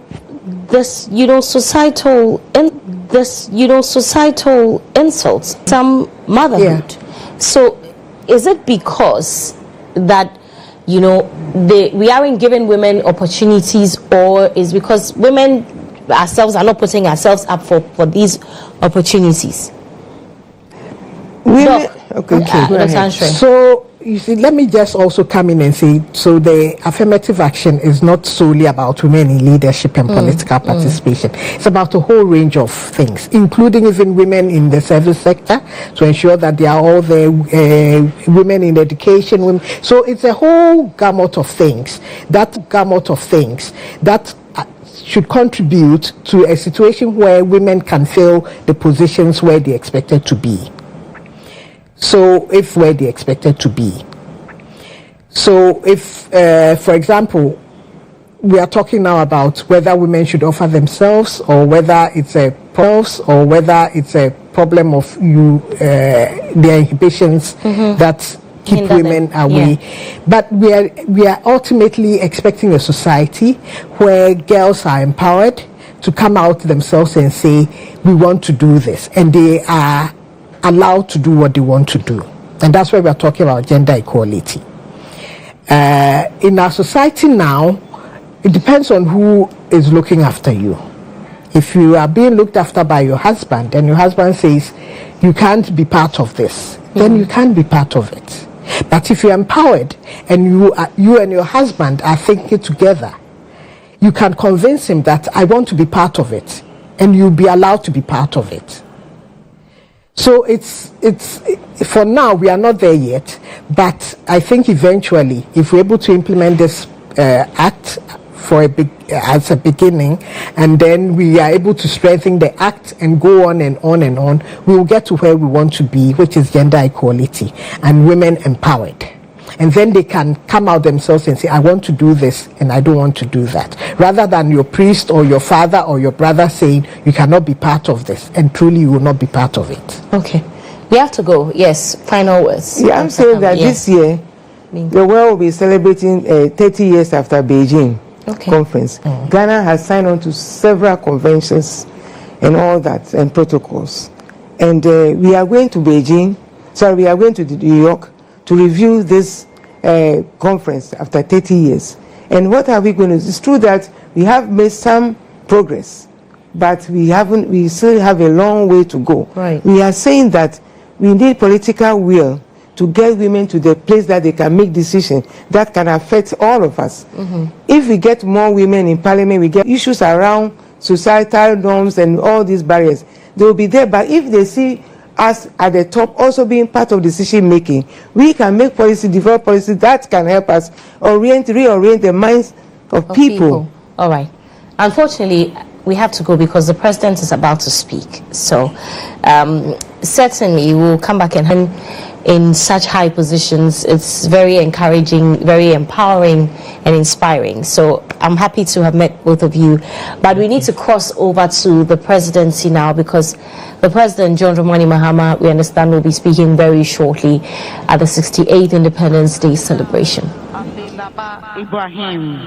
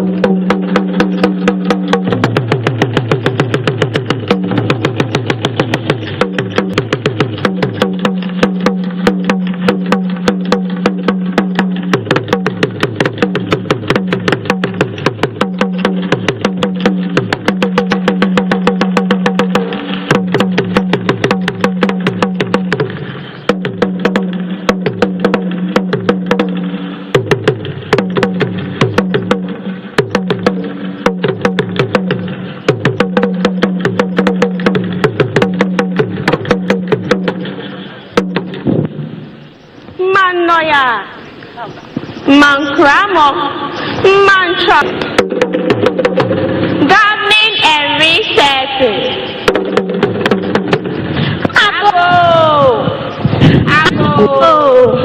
What again?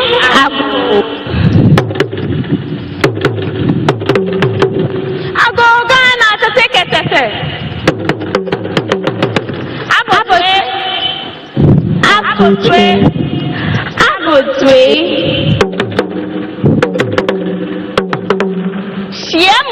Money here.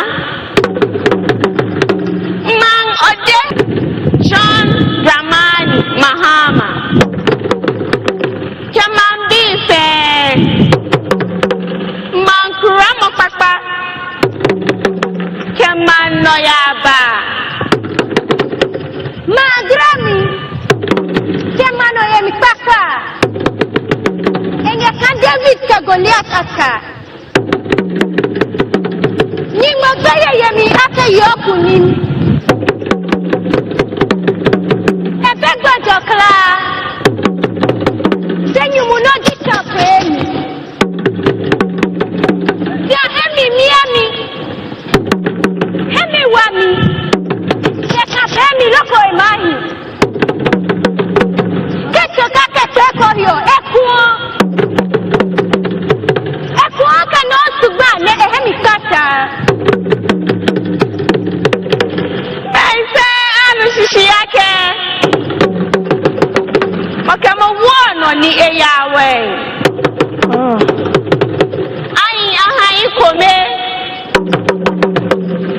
Wasate. Kra kra. Kra kra. Ju Kefale. One year. True Adana.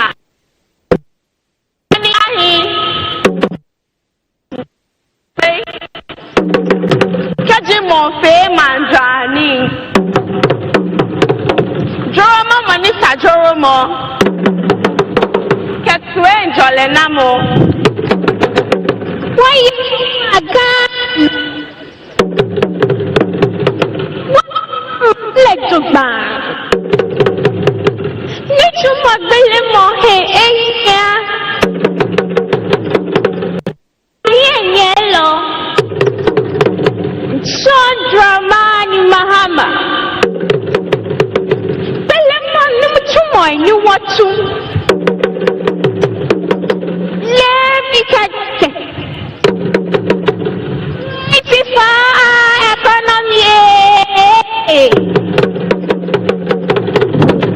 It's a song. Abuchi.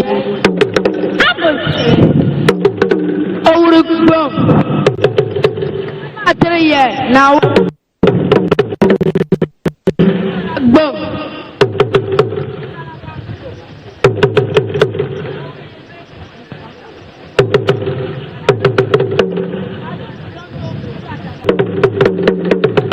John, Ama, Germany, 24 hours.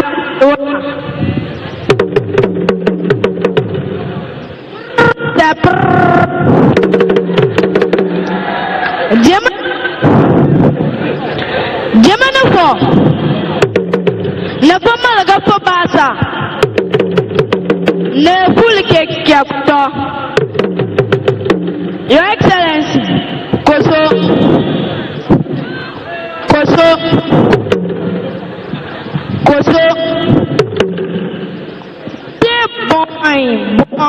boy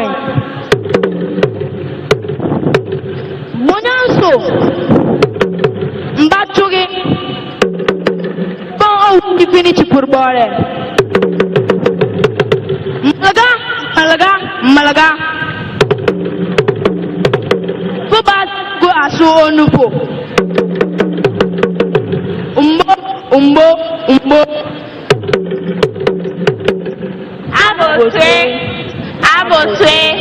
Abotwe Nyacha Omanyaba.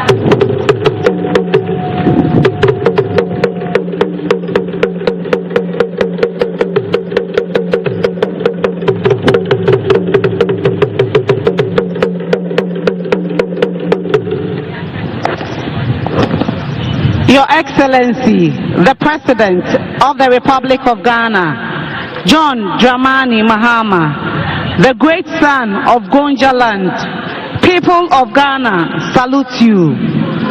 You are welcome back to the big throne of Ghana. Your Excellency, you will be called Ababil by the Akans, just because you left and have been brought back by the good people of Ghana as a result of your good deeds.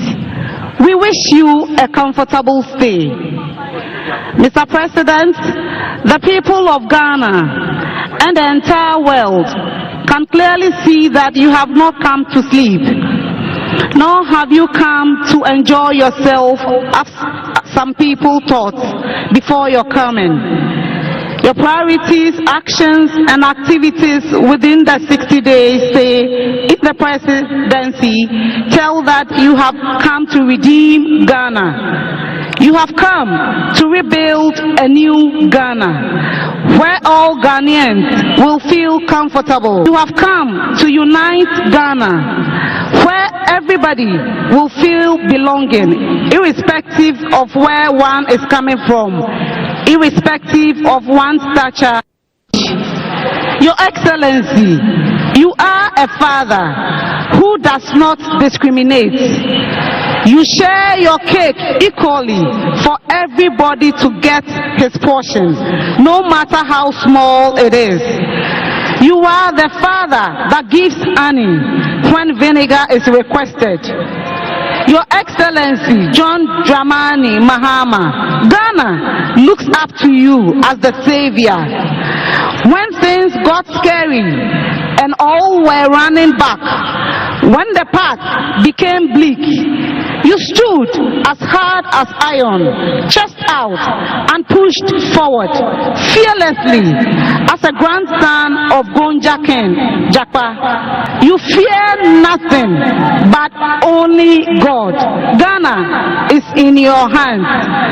The grandson of Ken Jakpa, Mr. John Dramani Mahama, respectfully rise, rise, rise. The good people of Ghana are ready, waiting to hear your sweet voice. Thank you. Your Excellencies, distinguished guests, ladies and gentlemen, may I at this juncture respectfully invite the President of the Republic of Ghana and Commander-in-Chief of the Ghana Armed Forces, His Excellency John Dramani Mahama, to deliver the 68th Independence Anniversary Address. Thank you. Kindly be seated. Thank you. Your Excellency, the Vice President of the Republic of Ghana, Professor Jane Nana Opoku-Agyeman, the Right Honorable Speaker of Parliament, Your Ladyship, the Chief Justice, Your Excellency, Chairman of the Council of State and members of the Council of States, Your Excellency, President John Agyekum Kufuor, former President of the Republic of Ghana, Your Excellency,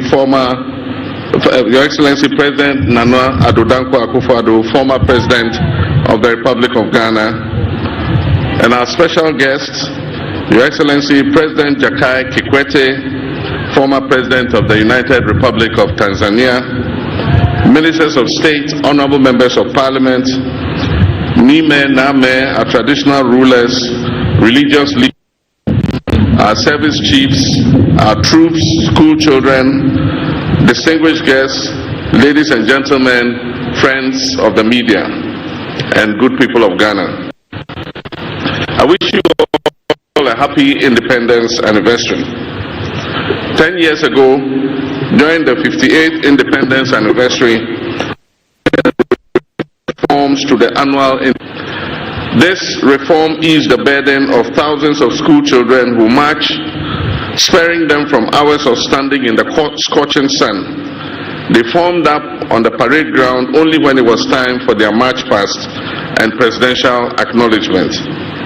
A few years ago, the previous administration also implemented reforms, deciding to rotate the hosting of Independence Day celebration among the regions of our country. This initiative was intended to bring the celebration closer to all our people. Unfortunately, this year we are constrained not only to interrupt the celebration's rotation amongst the regions, but also to hold it on a scaled-down version here at the forecourt of the presidency instead of the traditional Black Star Square. This is necessary considering the economic crisis our nation is currently experiencing.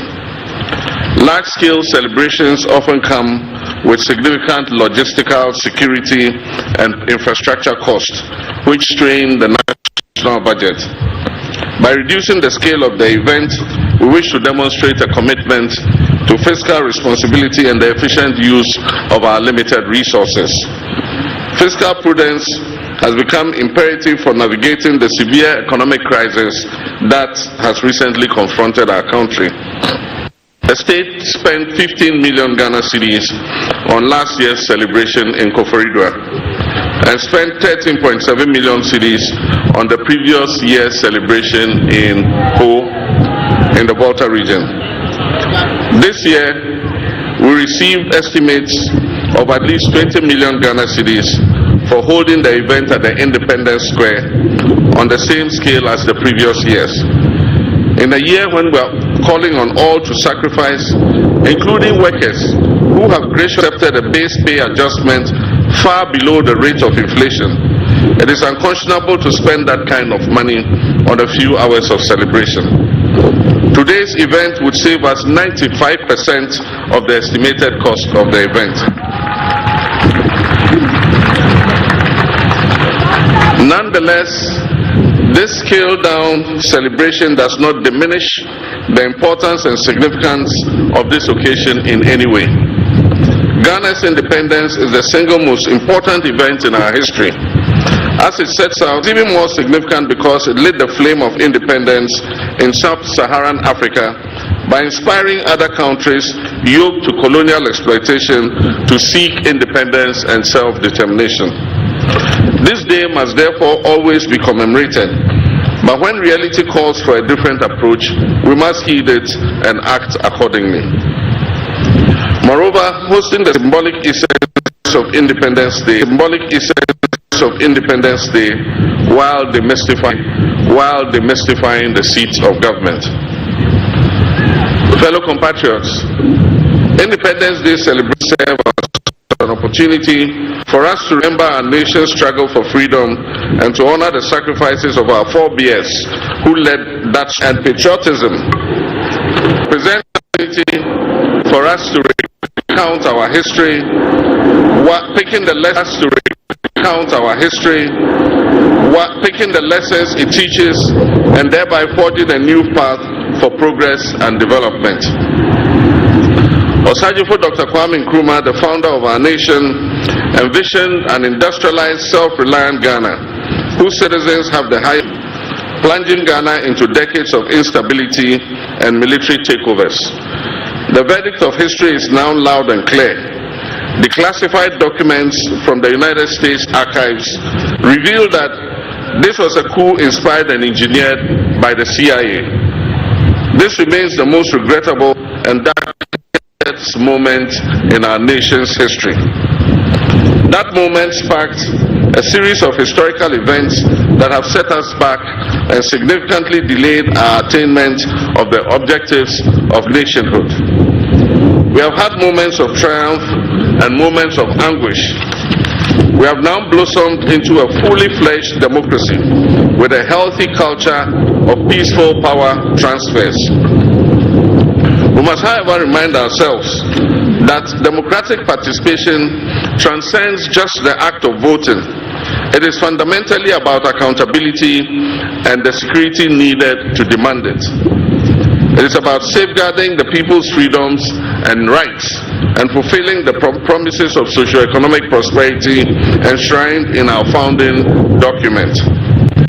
Our history is complex, marked by struggle, resilience, and renewal.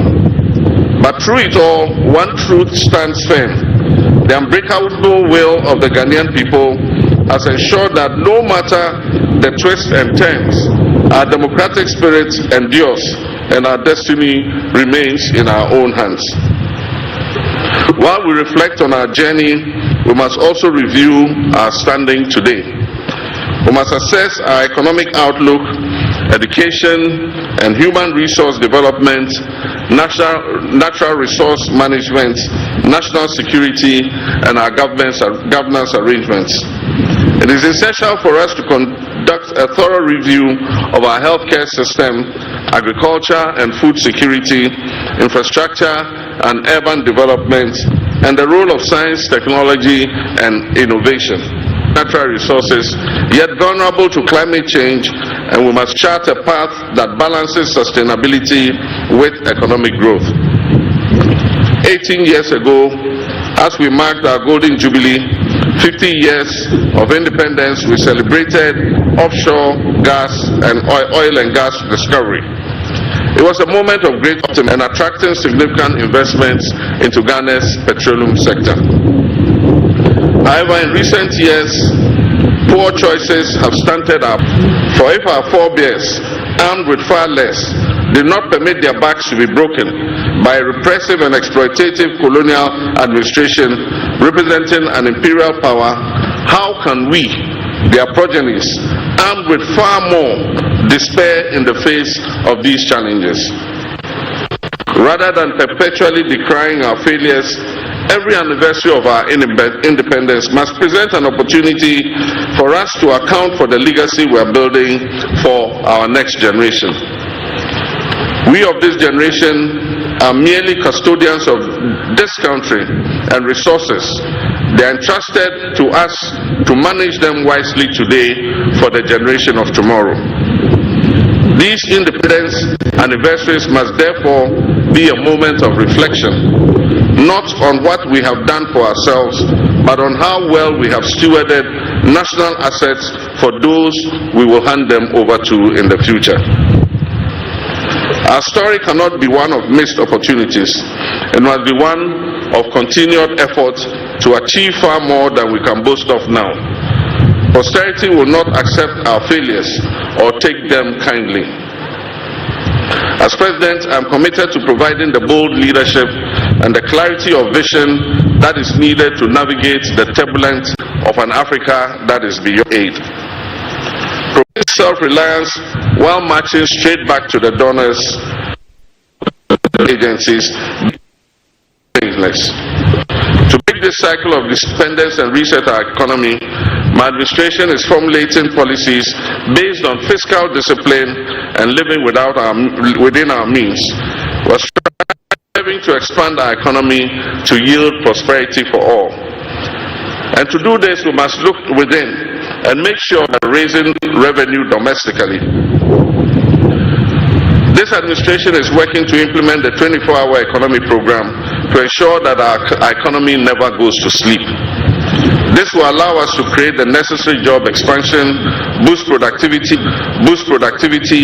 increase our exports capacity and trade footprint, and also reduce our dependence on foreign aid. The US $10 billion Big Push initiative will also modernize our infrastructure.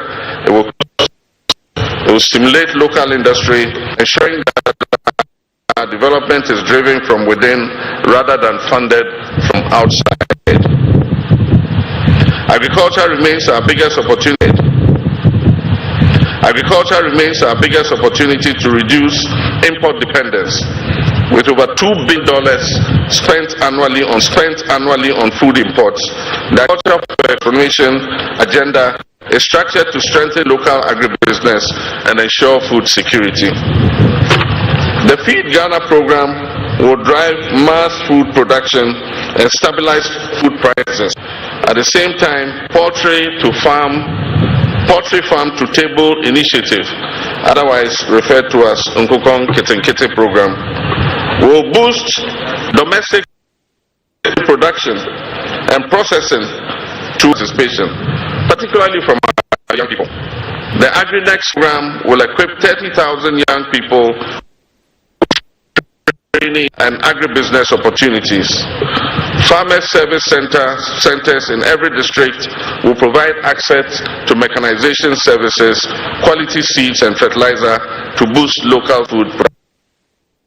Sisters, this is a moment, but policies alone, no matter how well couched and no matter how well intentioned, will not change our reality. Action will change that reality. As President, I'm taking the necessary action to create growth opportunities and enhance our economic independence. Kenyans must step up to the plate, seize opportunities and contribute to building a self-sufficient nation. Ghana's future is in your hands. Fellow Ghanaians, the 1992 Constitution has provided a stable framework for governance and delivered the most extended period of constitutional democracy in our nation's history. However, like any enduring legal framework, it has flaws and loopholes. Recognizing the need for refinement, the late President John Evans Atta Mills initiated a constitutional review process in 2010, leading to the establishment of the Constitutional Review Commission. The previous administration of Nana Dankwa Akufo-Addo also undertook some constitutional review. Considering evolving national and global dynamics, I have constituted a new review committee to undertake a comprehensive and inclusive reassessment of our constitution. This endeavor is essential as the strength of our democracy, the integrity of our constitutional order, and the rule of law requires continuous renewal. We must not allow weaknesses in our governance framework to fester until they threaten national stability. Instead, we must take proactive steps to reinforce the very foundation of our democracy. I therefore urge all Ghanaians to participate in this process by submitting their recommendations and memoranda to the committee. This is an opportunity to ensure that our constitutional framework truly reflects the collective aspirations of the Ghanaian people and serves as a robust instrument for national progress. My brothers and sisters, Dr. Nkrumah understood the essence of unity, not only in Ghana but on the entire African continent, when he said, and I quote, "The forces that unite us are inherently and the spirit of unity and brotherhood that this independence represents. I wish to speak directly to you, my brothers and sisters, in Boko and everywhere in our land where conflict is raging. I not speak as president, but as your son and brother, in whose hands you have entrusted a solemn duty. The people of Boko and other areas, it is time for lasting peace.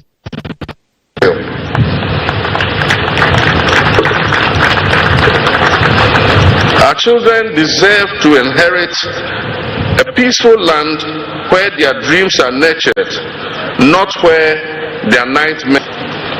They deserve to inherit a land where our markets are bustling with trade, not tension and conflict. They deserve and not conflict. Let us not be swayed by division, mistrust, and the weight of past injuries. Let us give renewal of friendship a chance.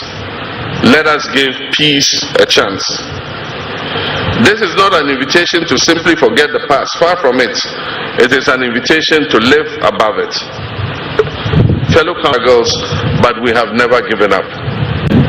Through every storm and shadow, we have kept the flame of hope alive. And now at this critical juncture, we must rise with courage, determination, and unwavering belief that a brighter future is just within our grasp. Let us reflect on the great movements that have transformed the world, the movements that have liberated us from the bonds of colonialism, and the voices that shaped our path to democratic rule. Before these, people thought it was impossible. It is not impossible for us to create a better life for our people. It was ordinary people, workers, dreamers, farmers, students, the young and the old, who refused to accept the way things were.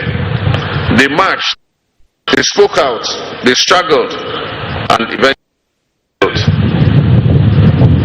From African liberation movements to the fight for civil rights, the pursuit of democracy to the battle against poverty and inequality, one lesson stands clear.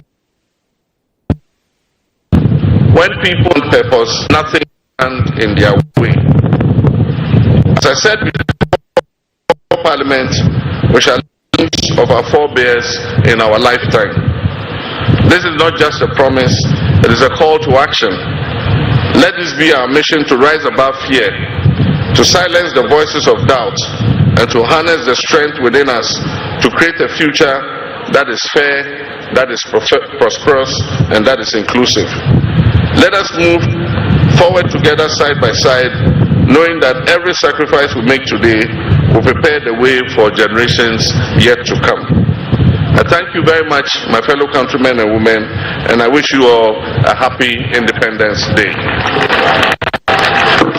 Your Excellencies, distinguished guests, ladies and gentlemen, that was the 68th Independence Anniversary Address by the President and Commander-in-Chief of the Ghana Armed Forces. Shall we please give him a round of applause?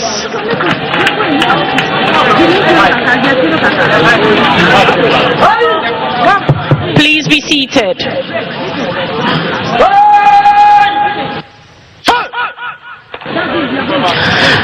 Distinguished guests, ladies and gentlemen, the parade commander will now invite the Forces Sergeant Major, Chief Warrant Officer Ado Daniel, to lead the contingent to give 3 hearty cheers to the President of the Republic of Ghana and Commander-in-Chief of the Ghana Armed Forces.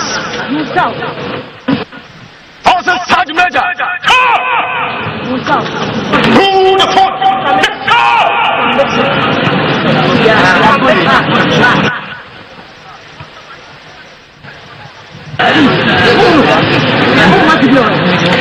Chief Warrant Officer Ado Daniel attended Nkrumah Secondary School in the OT region of Ghana for his ordinary level certificate and Kumasi Polytechnic for Royal Society of Arts accounting option. He holds a higher national diploma in accounting from the same institution.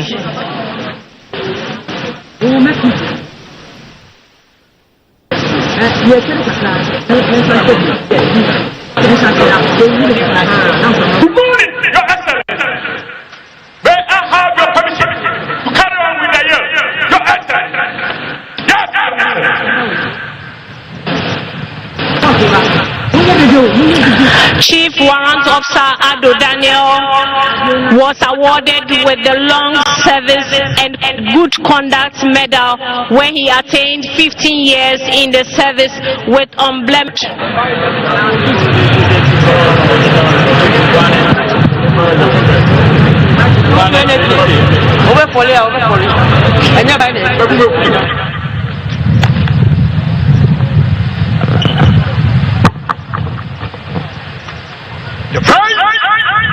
Remove headdress. Remove.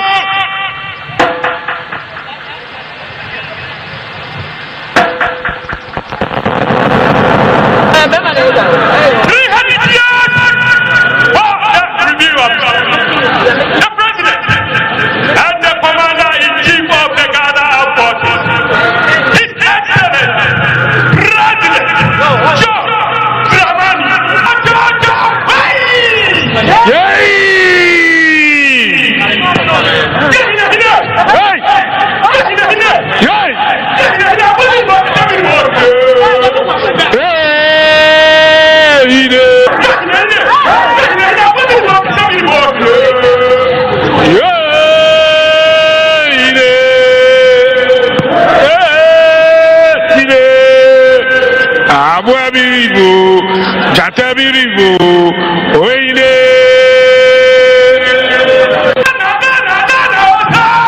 President John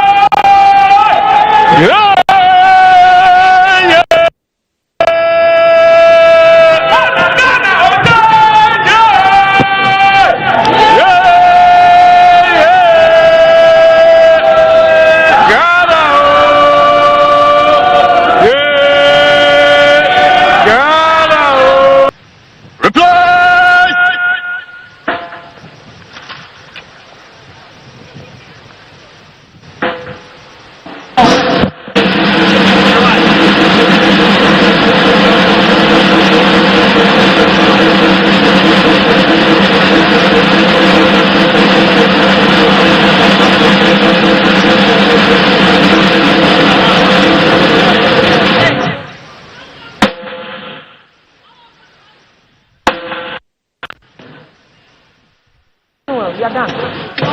Your Excellencies, distinguished guests, ladies and gentlemen, that was the Forces Sergeant Major, Chief Warrant Officer Ado Daniel, leading the contingent to give 3 hearty cheers to the President of the Republic, Commander-in-Chief of the Ghana Armed Forces, His Excellency John Dramani Mahama.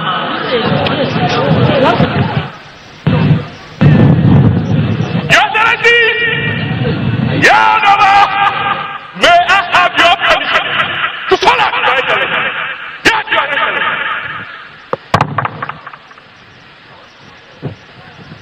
Shall we please give him a round of applause?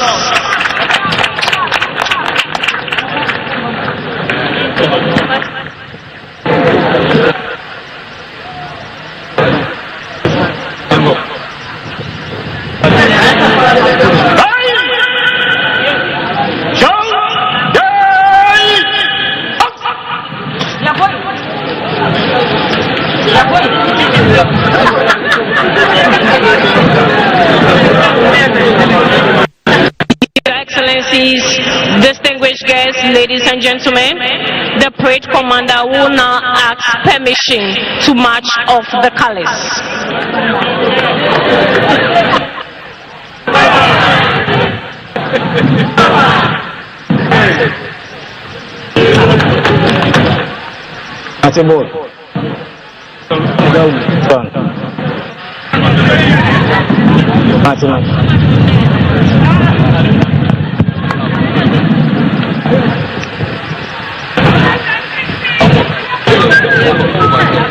Your Excellency,